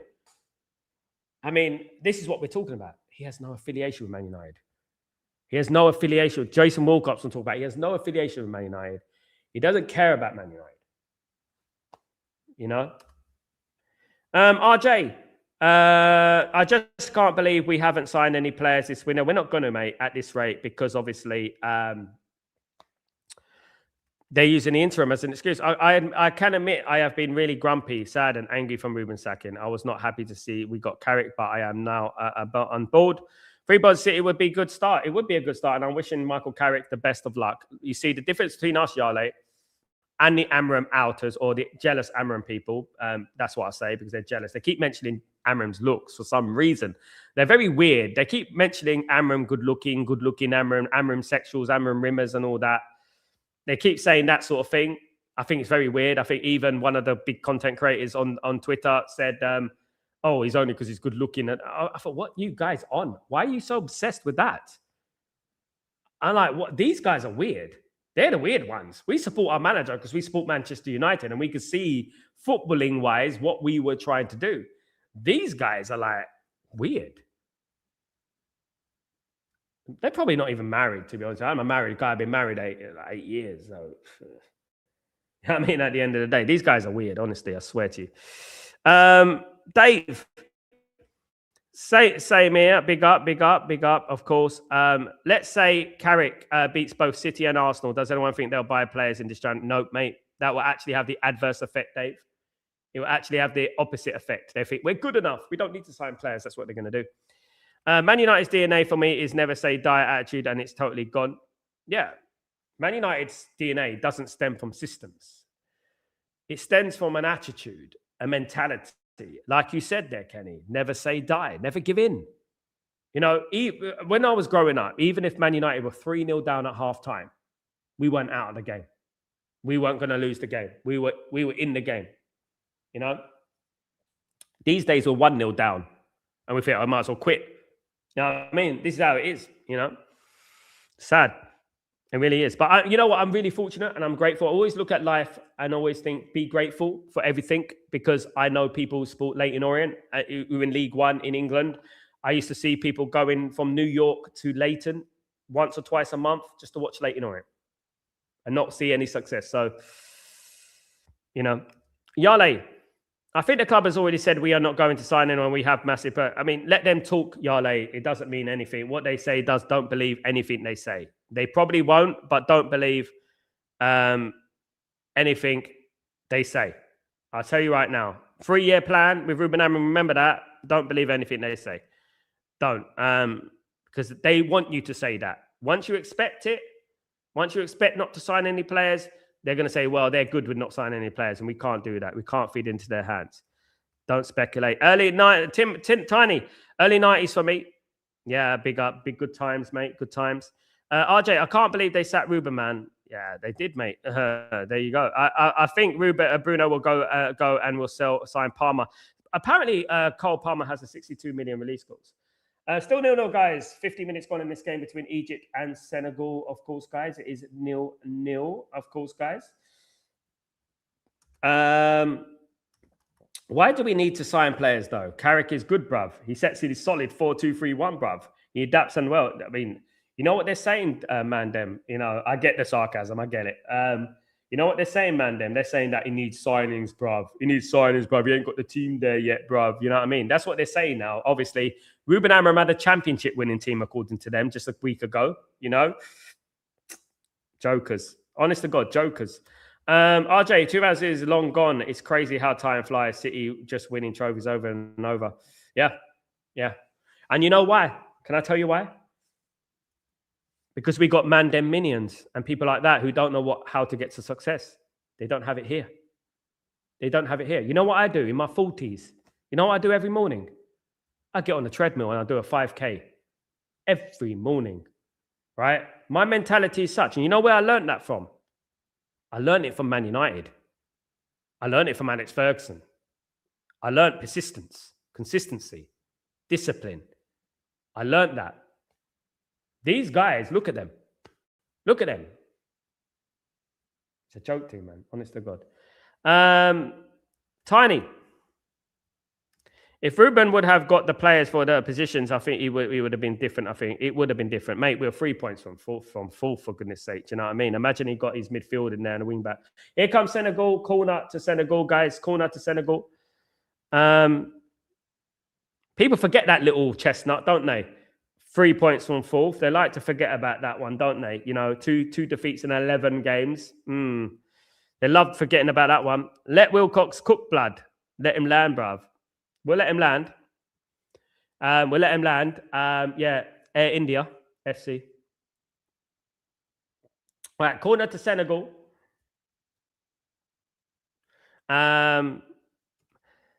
William, clowns, absolutely. RJ, Madrid did shabby dirty too. I'll get rid of Mbappe. Yeah, they trusted bloody kids, didn't they? You know. Ruben and Xavi are both good coaches. They are. Xavi resigned though, didn't he? Xavi resigned. Terry, Munich final. What a day. Guys, if you're not a member, I will unmember one of my videos. It tells me about my journey to the Champions League final in 98-99. Sleeping on the beach, getting a coach down to Barcelona, going clubbing after the games because I couldn't have a hotel. My story's on there. A great time. A really great time. Great time to be around. I'm so appreciated. I was old enough to remember it. I was 16 to remember it. Yeah. Going on 17. Showing my age. Mandem, let Barada and Wilcox do their job, blood. They get Carrick to do a good job and get European. I know, mate. I don't know anyone who can listen to them. They must be so sad to listen to those guys. Honestly, I feel sorry for them. People listen to them. Honestly, what has this world come to? The human race, 52 minutes gone, guys. 0-0 between Egypt and Senegal. Senegal seem to be pressing as usual, but nothing really in the way of chances when I'm looking at the game so far. Senegal are doing okay, just not creating enough chances. Egypt look like they're playing like they played the other game. They're playing exactly like they played against Ivory Coast. They're looking to sucker punch Senegal here. But here comes Senegal on the right. Mane's gone offside. Mane needs to get back on side. Here we go. That's offside. No, it's not. He stayed on side. Cross comes in. Great cross. Cleared away.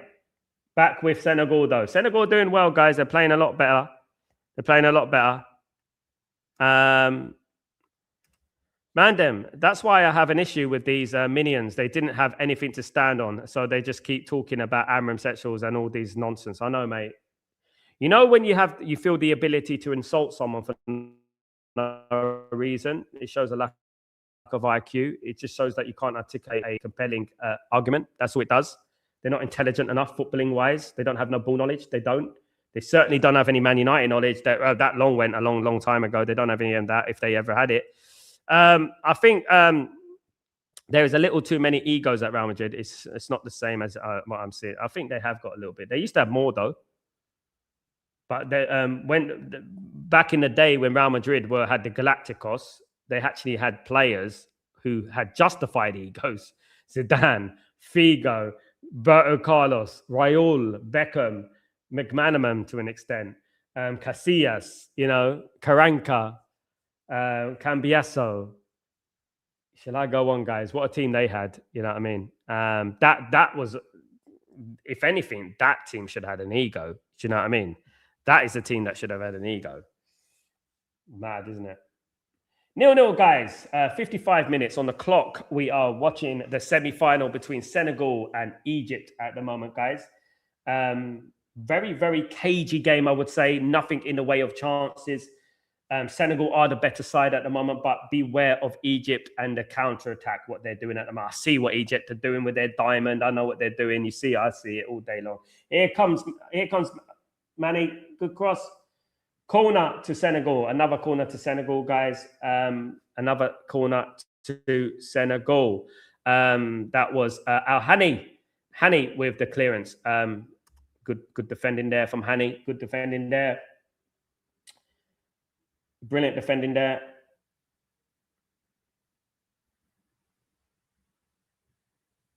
All right, it's going to be a corner to Senegal. It's going to be a corner to Senegal.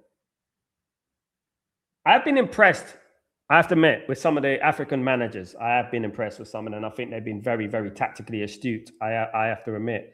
Would love to see them in the Premier League one day, Would love to see them in the Premier League one day.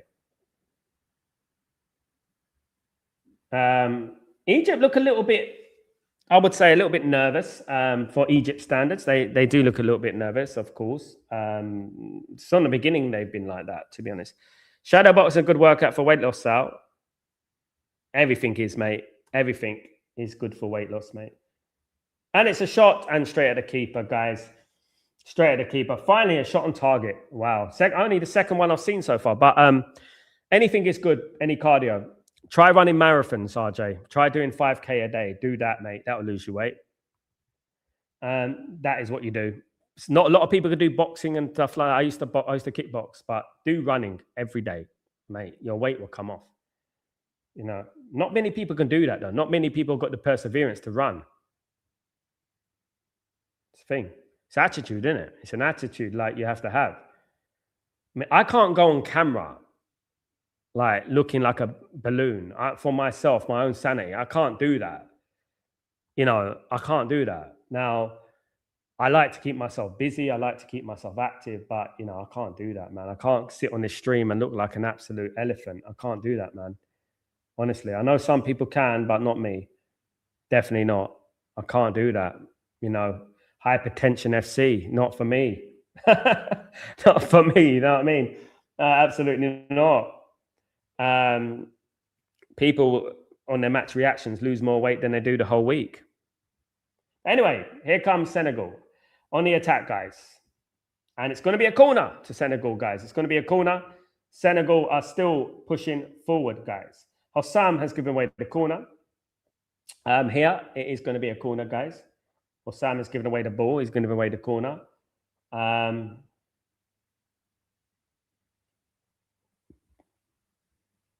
Well held from the Egyptian goalkeeper, of course. Well held. Here comes the corner for Senegal now. Here comes the corner for Senegal. Can they make something of these corners? They got a lot of corners, guys. Diop was going to take the corner. Can they make something of this corner, guys? Can they do it? Can they make a goal? Can they do it? Some people say they deserve it. They've been the better team so far, but Egypt have been resolute. They've been holding on Egypt. They've done pretty well. But here comes the corner for Senegal anyway. I mean, I like the way Egypt are. Oh, there's another player on the floor, for crying out loud. Every 5 minutes, every game, there's play acting. Stop play acting. Oh, well, he did elbow him there. Like, you can't do that. You can't do that. That could have been a penalty, to be honest with you. Michael, what's going on, my friend? Hope you're doing well. Senegal have dominated this match, and they will win it. They have a team full of stars, but they also have a very good balance in their team. They have experience, don't they, Michael? They have a lot of experience. I mean, you look at their spine. They had Koulibaly. Koulibaly's obviously injured. And then you look at Idrissa Gueye, and you look at Mane, and you look at Jackson up front. Good. But I still think Morocco will win it. I'm still saying Morocco. I think Morocco will win it. Home advantage. Cross comes in, and it's cleared, and it's... Oh, they're all over the place, Egypt. But now Egypt on the counter-attack here. Here they go. Oh, it's a poor ball. Egypt had an opportunity there to counter-attack. They didn't get it. Come on, Egypt. They didn't get that counter-attack. They needed to get that. Egypt need to push out a little bit. They're playing too deep. But you know what? They did this the other game, didn't they? They did this, didn't they? Wasn't it against Ivory Coast? Didn't they do that against Ivory Coast? Done the same thing. And then they got a goal. There you go, guys. But this game is increasingly looking like extra time again. Michael, they have an excellent keeper in Mendy as well. But yeah, Morocco have to be favourites, especially as they are playing at home. Yeah, home advantage plays a big difference. A massive game. I think if Morocco beat Nigeria, let's not forget how good Nigeria are. The way they played against Algeria the other day was phenomenal. If they beat Nigeria, I would think Morocco will have a lot of confidence going into the final. There'll be a partisan crowd, of course. I think looking at this game, I think that Morocco will win. The more this game goes on, Michael, the more I can see Egypt scoring. I don't know why. Egypt have been second best in this game, but Senegal have not done enough to score. They've dominated, but they've not created like clear-cut chances, if you know what I mean. Just weak shots. Sal, when Barcelona won the Super Copa, it looked like the after the game was ignoring Rio Ferdinand. Yeah. Rashford's a clown, man. Anyway, who cares? They're both clowns. Clown and a clown. Clown rivalry right there. You know what I mean? Clownism everywhere. Yeah, I hope Rashford stays. Apparently, Man United don't want Rashford back. That would be a very, very, very good choice, by the way, to do that. It'd be a very good choice to keep Rashford far away from Man United as possible. Free kick to Senegal, about 40 yards out, guys. They're going to float the ball in. Ball comes in, and it's straight a goal. It nearly got to the Senegalese player, El Shawani. That was close. Closer than you can ever imagine. That was very close, guys. Morocco versus Nigeria will be a very tough match. I still think that Senegal will win this match, though. Yeah. They deserve it, Michael. I would say that. I would say they deserve it. They've been the better team from start to finish. Hansi Flick has won 8 tournament finals in a row, I heard. Yeah. But let him do that at Man United. See how hard it is for him. No manager comes into this Man United team, does anything. I know people go, but Hansi Flick, bruv. Hansi Flick. No. You come into Man United with the culture Man United have got, he'll be doing just as good as Ruben Amorim. In fact, Ruben Amorim will be doing better because Ruben Amorim knows how to structure a team. Hansi Flick is a little bit naive. Can I be honest, guys? And it's no offense. I don't rate Spanish football anymore. I used to rate Spanish football, but I think La Liga's dropped off a lot. I actually think the Bundesliga's a little bit better now. I actually think there's more players coming out of the Bundesliga in that than Spain. A little bit of news about Man United. Man United have triggered their scouts to scout Portugal more effectively. They're sending their scouts out to Portugal to see if they can find gems. If they want me, I'm on the line. Guys, just DM me. I will find you good players. If you want me to find you good players, I will find you good players. I found some good players here in Africa. You want me to get you? They'll probably cost about 30 grand. I will get you those players. You know what I mean? But they don't want me. You know what I mean? They want a yes man, don't they? At the end of the day. You know what that Sheikh said? That Sheikh, was it Sheikh Jassem? Was his name Jassem or something? He said that the Glazers are purposely creating failure. I understand what he means. If you understand the complexities of that, it's very, very important. Because creating a failure to have less expectations, but get into the maximum for the minimum. That's what he means.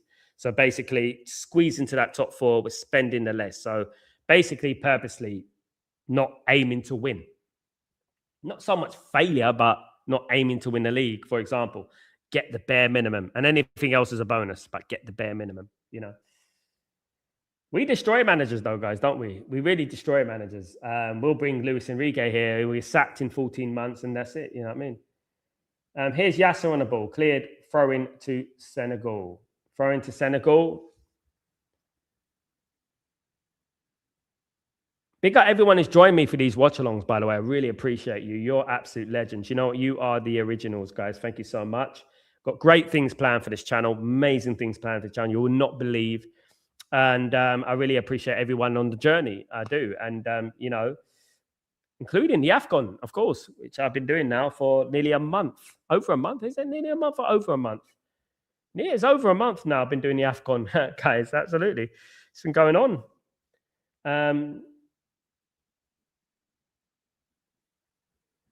Here comes Senegal on the attack. This is going to be a shot, and it's blocked well by Egypt. Here come them again on the right. Jacobs on the right-hand side. The 13. Here comes straight at the keeper. Minded me of David Seaman then. I was thinking of David Seaman. That was, you know, David Seaman style when it looped over his head. If we all remember Ronaldinho, of course, guys. Absolutely.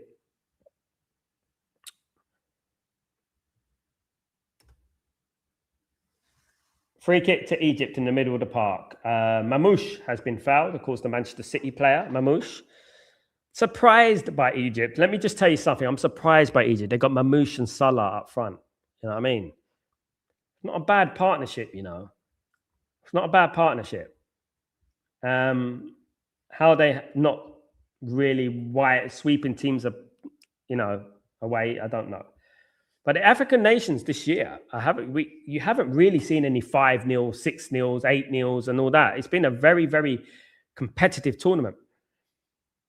My biggest thing is Ghana. What happened to my brothers from Ghana, man? What's going on, man? What's going on to Ghana, my friends?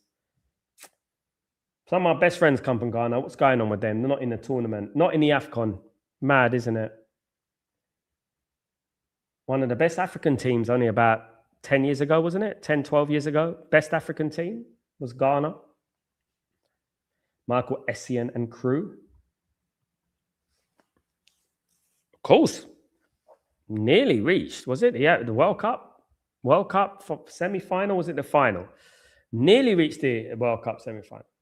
66 minutes gone, guys. Senegal 0, Egypt 0, guys. This game is a little bit of a standstill at the moment, guys. This is like a little kickabout at the moment. No one is really going for the jugular. No one is really going for the win. Senegal are playing better, but I'm not seeing any real threat on goal at the moment. Famous last words, perhaps, but I'm not at this very moment in time.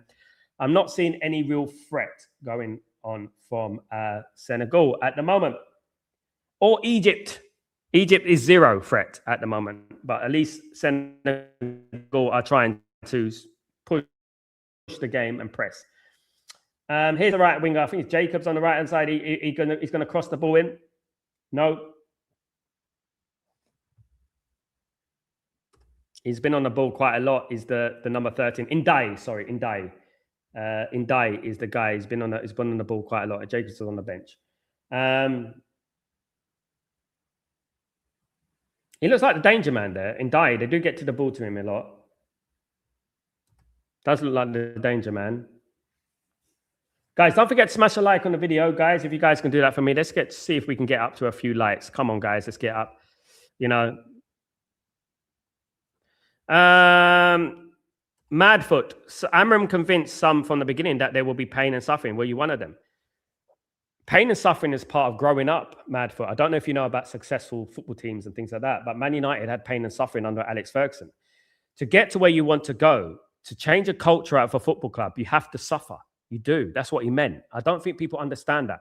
You see, a lot of people talk about standards, but they don't know how to get to standards. They think you just click your finger and that's it. I could run as fast as Usain Bolt. They think I'll go to the gym one day, do a couple of dumbbells, and I've got a six-pack. That's how people think.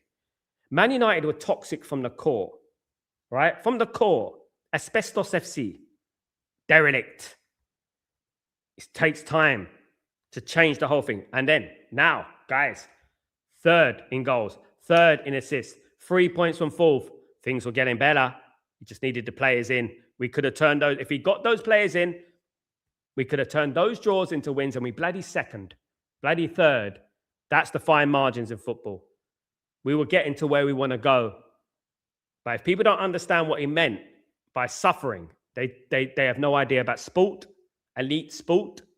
They have no idea about success. And I'm not only talking about sport, I'm talking about music, which I was in for 20 years. You make one record, it's shit. You pay, you make another record, it's shit. You keep going until you get that record, and that record gets in the charts. Persistence, perseverance. There's a reason that all the people that are against Ruben Amram are bums. They're bums. Look at them. They're either £300, they're either wearing a tank top with a new era cap, talking smack, or whatever. That's what they are. There's a difference, mate, here.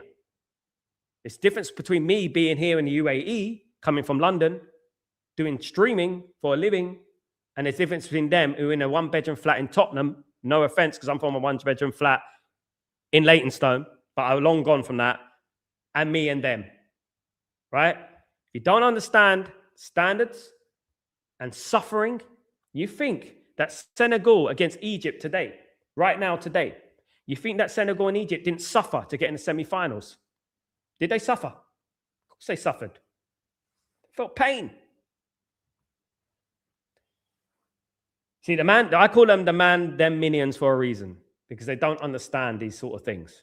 You know what I mean? They don't understand the complexities of elite sport. All right? I do. And that's what I do. You know what I mean? I've been in football a very, very long time. I worked in League One. I worked in over here in the UAE with a football team over here as well. So 40 years in football, mate. And people don't understand. They think that, what we do, right? We get a couple of players and we're going to be successful. Man United have not been successful since 2013, bruv. We haven't challenged for a league since 2013, bruv. Why? Because of that mentality. Not seeing the project out, not seeing the project through. Many talk about standards. Not many people have standards, and not many people know how to reach standards. That's it. Hey, big up, man. That man like Jengus. What's going on, brother? I hope you're doing well. Big up, Rajat. Hope you're doing well. Good to see you, mate. Is it a good game? No. It's two teams cancelling each other out. I would say Senegal are the better team at the moment. Rajat, they've had the better of the ball, but no clear-cut chances, if you know what I mean. No clear-cut chances at the moment.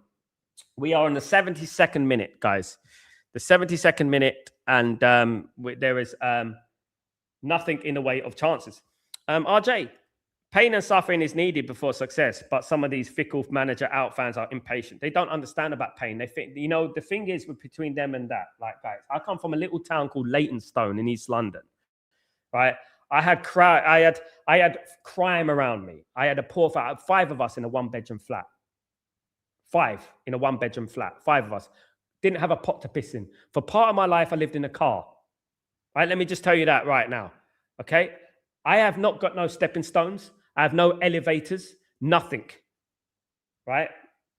unlike these man them, right? But I came from that, and look where I am now with this great community, you know, and working in my music career, working with legends I've worked with. I went to, you know, guys, honest to God, the things I've done, I don't even want to talk about it too much. I don't want to juju myself and stuff like that. But you know what I mean? You know, Motown Records. I was invited to Motown Records from Leytonstone, guys. Motown Records. Motown in Detroit.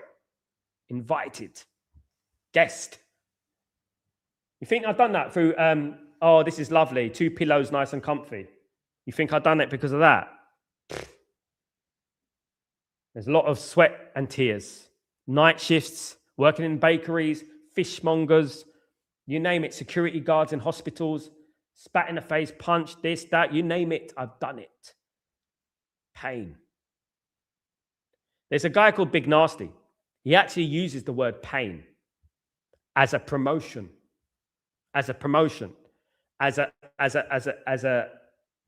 buzzword, because he understands how important pain is. You think if I do dumbbells and it doesn't hurt and I'm like this, oh, this is easy. You think I'm going to get muscles? I don't know why I have to explain this. It's very obvious, isn't it? You know what I mean? At the end of the day. Sorry, TV, can't stand that bullshit. Good luck to him, man. Shabby was not problem. Also, I think it's not that Real is getting toxic. We got too many man, them, minion opinions, isn't it? That's the problem. I would get rid of Mbappe and Bellingham. It's ridiculous, isn't it? You know, here come anyway. Here come. This is what they are, guys. Like, you know. Anyway, Xabi Alonso resigned, didn't he? Anyway, here comes Senegal, guys. Senegal on the ball.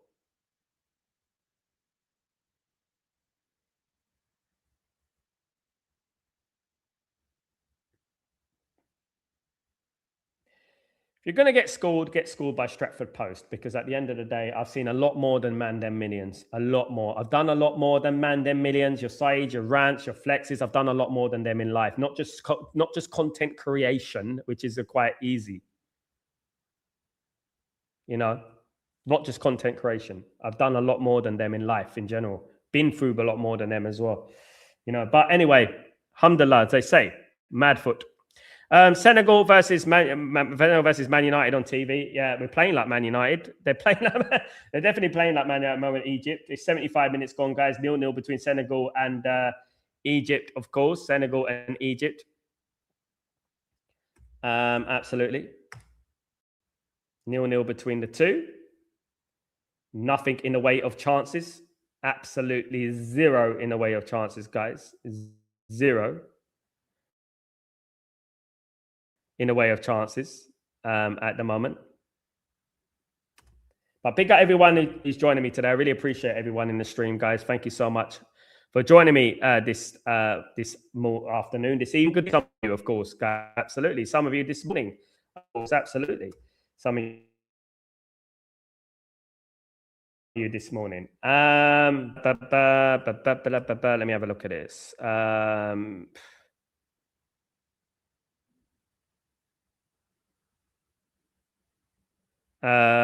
Where's your comment, Madfoot? I can't see your comment anywhere, mate. I can't see your comment anywhere.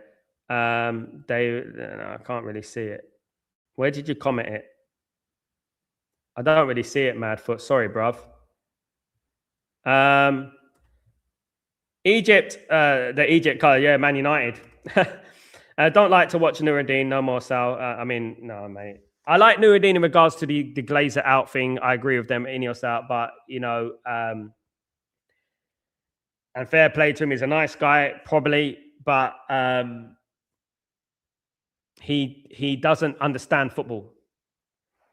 Clearly, he doesn't. They see football in a very caveman-like way.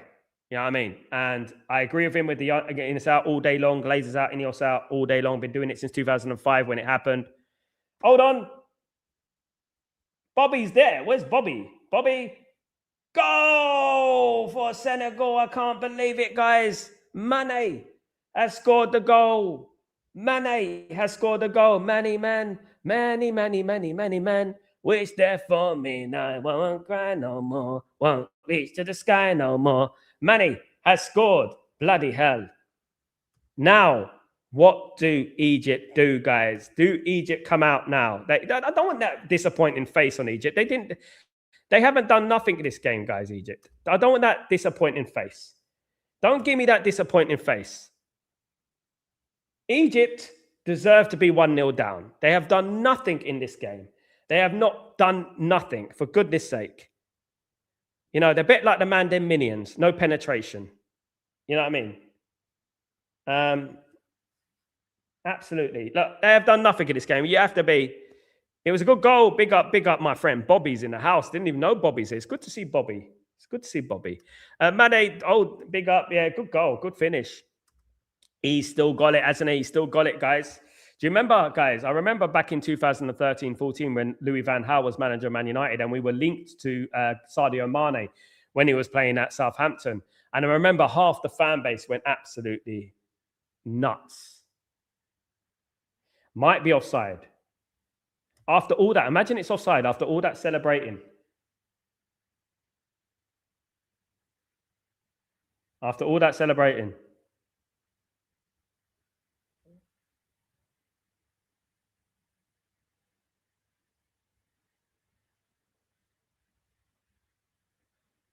What's going on? Let me know, Bobby. Is it goal allowed? Yeah, goals allowed, I think. Goals allowed, I think. Yeah, Egypt are boring, Coco. They're boring the life out of me this tournament. Coco, I'll be honest with you. Egypt have really bored the life out of me. Really bored the life out of me. Michael, it was a lovely strike, absolutely, from outside the area. He hit the ball so cleanly. Egypt have done absolutely nothing in this match. Senegal will be in the final. Yes, I agree. And they deserve it. I like Atletico Madrid, Sal. They're boring too. Egypt play like them. Mo looking like he about to go back to England. Oh, Mo Salah. No offside, goal allowed. Big up, Bobby. Big up everyone. Goal stands. Big up everyone. Oh, my message is not going through. Mark, what's going on? I see your message.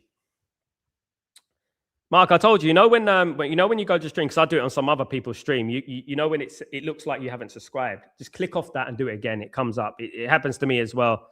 Just do that. I don't know why some of the messages are not coming through. I really don't. I'm going to check it out tomorrow and see what's going on, guys. But Egypt have got 10 minutes to save their tournament, guys. Egypt has got 10 minutes. Goal is allowed. Mane is a better player than Salah. He is humble and a selfish footballer. Raja, it is quarterfinal. It is quarterfinal, semi-final. Raja, this is not the quarterfinal. Sal, do you think Cunha will become scapegoat? Yes. Of course he will. He will become a scapegoat. Of course he's going to become a scapegoat. We got no manager to blame now, so it's going to be the players now. There'll be individualism. So there will be Seny Lamens, Cunha, and Buemo will be scapegoats very, very soon. Don't worry about that.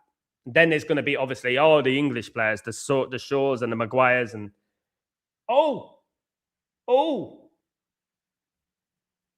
that was a penalty. I thought it was a penalty. No, not. Mark, big up my guy. Big up my guys. Good to see you. Hope you're well. Big up the Stretford Post crew. Hope your guys are well. Not staying tonight, but you can have my like, boss. Thank you so much, Mark. You're a legend. Here comes Senegal. It's a big chance there to make it 2-0. Gay. Was that Idrissa Gay? I think it was Idrissa Gay, not Papa Gay. It was him who took the shot, guys. Yeah, he's got to do better there. Just need to subtly curl it into the corner. If he subtly curled it into the corner. Oh, that looked dodgy, that push, on the Egyptian player. Can't do that in the box. You get risk. He's lucky it was soft. It was soft, though, I would say that. Can't give a penalty for that. Absolutely not. Sal, do you think Sesko will score versus City? Can't wait for the game. Yes, Bobby. Yes. I have to say yes. Come on, United. Right, substitutions now. Time wasting time. No, it's for Egypt, actually. The substitution is coming on. Now Egypt has decided to go a little bit more attacking. Ashore has come off. And guys, they already had criticised Cunha and Lamens after the Brighton loss. Of course they do. It's now individualism time. Let's individualize, like I said on my short video. Look at my short video. Let's now go and individualize it like a good little minion. You know what I mean? That's what I said. Man, them minions. 3 goals in 2 games for Sesko, by the way. Good evening, Ephraim. How you doing, my friend? Hope you're doing well. Next, it will be in Bremo and Cunha. It'll be in Bremo, Cunha, Sesko, Dorgu. That's one of them to look out for. Dallo shit, anyway. I don't care. You know, it'd be... I mean, they had Delict last year. Delict. Bruno's one of them. Now Egypt are starting to play. Carrick beat Arsenal 3-2 as MC manager. 2 goals were from Ronaldo. Can he do it again? Not Ronaldo. Don't play for us, unfortunately. Unfortunately. Can I be honest, Mark? And I say this very, very secretly, guys. I really want Man United to beat Arsenal. I do want Man United more than anything. I'm sorry. Over the bar. Corner over the bar from Egypt. I really want Man United to beat Arsenal. I really do, guys. I want Man United to beat Arsenal. Oh, yeah. Which one is that? Yeah. Dalot is a passion merchant. He's one of those fake, what is it? Fake good players, isn't it? He's one of those fake good players. Bro, I hope that comes true, man. I believe we can. We can, mate. Let's not forget what let's not forget what Ruben Amorim did with 10 men against Arsenal last year. Conveniently forgotten. You know what Man United like? You see Men in Black. You know the thing? You forget. That's a portion of the Man United fans. They forgot we beat Arsenal with 10 men, didn't they? You know, at the Emirates. They forgot about that, didn't they? Rajat. He has done nothing like Ronaldo, so let's see if Bruno and Sesko can try and do something versus Man City. They can, man. Let's keep the hope. Let's keep the blessings. Let's keep it. I mean, it's going to be a big game. You know, Man City need to win as well. Let's not forget, you know, so it's going to be a tough one. I don't like the way football jerseys are designed now. It's so long and slim. I prefer long and baggy. I like slim things because I like showing off slimness. I like it. I mean, one of my favorite shirts of all time is the Italian away jersey of 2002. Go and check it out. I love it. I had it. It's one of my first. One of my international jerseys I wore the most. Back then, football jerseys look better. So what do you expect from Carrick as an interim manager? Nothing much. Vibes, bit of a bounce. Leaky defense as usual.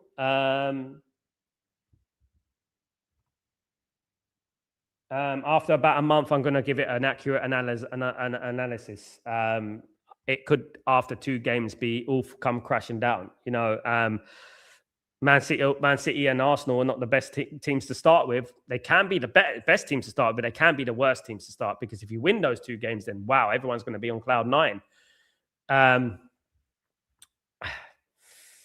just think the edge for Man City against Man United, Man City need to win. Man United are like, oh, we came 5th, we get 4th, you know, we're like that vibe. You know, Man City are like, we need to win for the league. Here come Senegal again, guys. Still nil. A neuralizer. Big up, my friend. Yeah, that's the one. That's the one, Mark. Yeah. I think a lot of them have that already. It's not invented yet, but they will have it. Music played when Dalot is running up and down the pitch. But I mean, it's awful, mate. It's awful. How he's stayed at Man United, I will never know. I'm sorry, guys. How he's stayed at Man United. Oof.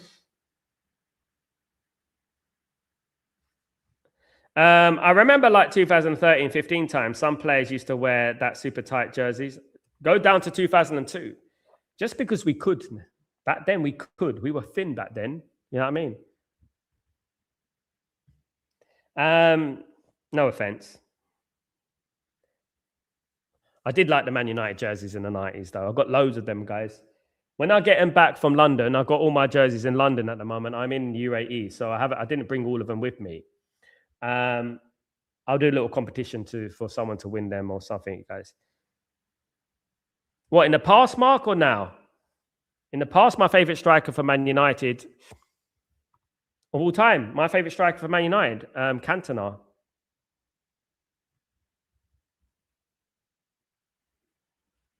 And then people will laugh at me, but they shouldn't, is Andy Cole. Then it's Van Nistelrooy. Then Rooney. Yeah. The reason I say Andy Cole didn't take penalties and still was one of the top scorers of all time in the Premier League, not just Man United. And he didn't take penalties. Andy Cole's better than Haaland. Andy Cole's better than Haaland. I ain't seen Haaland do a scissor kick from 35 yards into the corner. I ain't seen Haaland chip a goalkeeper, go past 6-7 man and then chip a goalkeeper. Andy Cole's class, man. And I would give a shout out to Andy Cole. Obviously, from a game changer point of view, Cantona is probably the best because what he did with the class of 92 and things like that. But as a striker, you know, Andy Cole. Andy Cole. Umbro jerseys were class. I wish we can go back to them. Absolutely. Hesty, big up. Any flop players that you have at the jersey? I don't want to say. I do. I have Greenwood. Not Greenwood. Sorry, Jonathan Greening. Jonathan Greening. I wouldn't say it's a flop much, but Jonathan Greening's jersey. I had Veron. Veron would walk into this side now, by the way. Veron would walk into this side, you know, right now and be the best player. Here comes Egypt. Egypt needs something. They're not doing nothing. Oh, that's a good play. Nearly got it there. Oh, it's a foul. Cole was an absolute beast. Absolutely. Absolute beast. Spot on. He was amazing. Amazing. And didn't get the respect that he deserved in an England level and anything, you know. My ex bought me a Mkhitaryan. Oh, that's a horrible time. Mkhitaryan. I was thinking, out of all the players, my God, man, that's just. Oof. That was an awful time, wasn't it? Wasn't it, Mark? No, we've been put through the mud, haven't we, over the last 12 years? We've had some poor teams, man. Honest to God, some overrated players. I mean, goodness me. But you know this thing about Man United, everyone who signs for Man United turns bad. I remember when we signed Alexis Sanchez, right? Before we signed Alexis Sanchez, I was saying, this guy is the best player in the world when he played for Arsenal. Every time it's Sanchez was scoring all the time. And I thought, you know what? I would love to get Alexis Sanchez. And when we signed Alexis Sanchez, I'm not going to lie, I was excited, you know, when we signed Alexis Sanchez. And what happens to these players when they come to Man United? What happens to these players when they come to Man? We destroy them. Why? They come to Man United, it's like, you have been hit with the curse. You have also been hit with a curse, and you have been hit with a curse. What's going on? We actually need divine inspiration. We need some sort of Mulvey or a priest or anyone to go to Old Trafford and just do a little prayer or something, because we tried everything else. I think that, but we're run by evil people, so I don't think they'll do that. You liked Eric Bailey. He was injury prone. I liked him as well, but he's injury prone, unfortunately. Rajab, my memory of Eric Bailey is standing on the touchline with Ibrahimovic with crutches. Can you count Ronaldo as a striker since he came back? He's a striker now, but that's the thing. He played as a winger for Man United and still became Ballon d'Or and scored 40 goals. Still, you know. Sanchez was a flop. Yes, he was in the end. Yeah, of course he was. And he spoke out. Hello, what's going on? Jaffa, what's going on, my friend? What are we doing? Let me just say this was, as fans, we are fucked. What you eating, mate? You look 15 years younger. I thought I look older today. I look a bit tired. It's very late in the UAE. Oh, it's very late in the UAE. Thank you, mate, anyway, for the lovely compliment, my guy. Doesn't go amiss. I ain't eating nothing, really. What did I eat today? I can't even remember what I ate today, you know. Oh, I had some vegetable stir fry. but not a fatty one. Just a little bit of olive oil in the stir fry. I loved Lazio back then. Bad too. Bad Varane didn't walk. You know, I mean, when you talk about regression of talent, right? You just need to look at the 90s, look at Serie A, look at Lazio with their Verones, with their Simeones, with with their Mijatoviches and stuff like that. You know, Mihailoviches and stuff like that. You know, they were absolutely fine, and they weren't even the best team. You look at Parma when they had Thomas Brolin and Asprilla and Zola and Thuram and players like that. You know, football has regressed immensely. Guys, what can Egypt do? Can Egypt get back in this game? But they're not going to do it like this. Senegal are on the attack. Here's Sadio Mane. Of course, Sadio Mane with a quality finish. We've got, guys, 2 minutes of Egypt's career in the African nations to go, guys. 2 minutes. 2 minutes.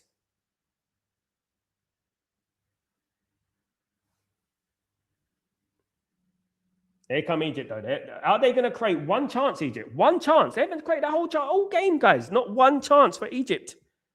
I can't think of one chance they had. Can't think of any chance. It's unbelievable. But here come Egypt anyway.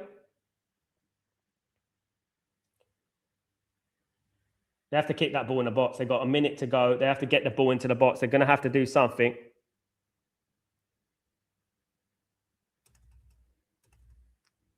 They have to do something. It doesn't look like they're going to. Sal, please.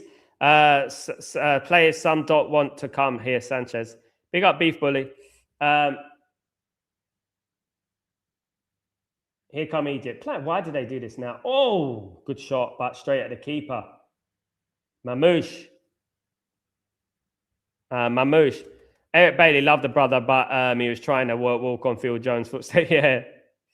Phil Jones is the king of that.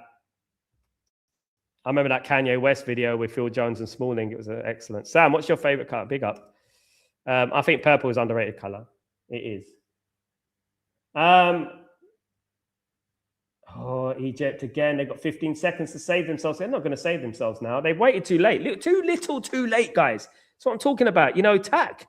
Have an element of attack. They've just been so defensive. Trying to preserve rather than... Oh. He said, get up. It was a foul, to be fair. There's going to be a riot. I know it. There's going to be a riot when this full-time whistle goes, guys. This full-time whistle goes. It's going to be a riot.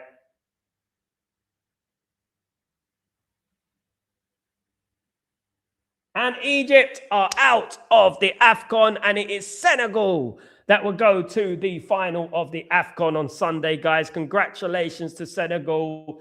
Commiserations to Egypt. Congratulations to the Senegalese. They thoroughly deserve that, guys. They thoroughly deserve that. Absolutely deserve that, guys. Good to see a team that deserves to win go through, guys. Egypt were poor. They were pedestrian. They lacked ambition. They didn't go for the game. And deservedly, Senegal win the tie and they go through to the final of the AFCON, guys. I'm going to take a little break and then I'm going to come back to you guys for the Nigeria against Morocco, guys. I'm looking forward to that one. Have a great day. Don't forget to join me for that one, guys. Don't forget to join me. Mark, your live stream's addictive. Thank you, man. Love being around for the chats. Big up, Mark. I'm glad, mate. I'm glad. I appreciate you, brother. Big up. Bye-bye, Egypt. Mane going for 2 AFCONs. I think he might do. I think he might get the 2 AFCONs, guys. Very, very delighted for Senegal. They went out and tried to play football. Either one team went to play football, one team just went to sit back. It didn't work this time, Egypt. You've got to do more. You've got to do better. You've got to do better than that. But, guys, congratulations to Senegal. And good luck to them. Guys, I'm going to give you a link now to the next game. Don't forget to join me for that. Please don't forget to join me for the next game, guys. If you guys can do that for me, that'd be absolutely fantastic. For the Morocco-Nigeria, which promises to be a massive game. Of course, Morocco at home. It promises to be a massive game, that one. I'm just going to give you the link to it. Just bear me a second, guys. I'm just waiting for this to load. I'm going to give you the link to the actual stream so that it's easier for you guys. So I'm going to give you that. And I'll be going live in less than an hour, guys. Less than an hour. I'll be going live. I will be going live in under about an hour, I'll be going live. I'm going to set it up and then I'll be going live, of course. Let me just do customization. And let me just do, oops, I did it again. Hold on. Right, let me just do this. And I'm going to get everyone to transfer over to that one, of course, guys. Transfer over to that one. And we're gonna see you there, guys. I will see you there. I'm going to add that one now. Yes, I will see you for the Morocco-Nigeria game, guys. Thank you so much, everyone, for joining me. You absolute legends. Don't forget to subscribe. See you in a bit, guys. And see you for the Morocco game. You're absolute legends. Don't forget to smash the like on the way out as well, guys. Thank you so much. See you in a bit. Peace.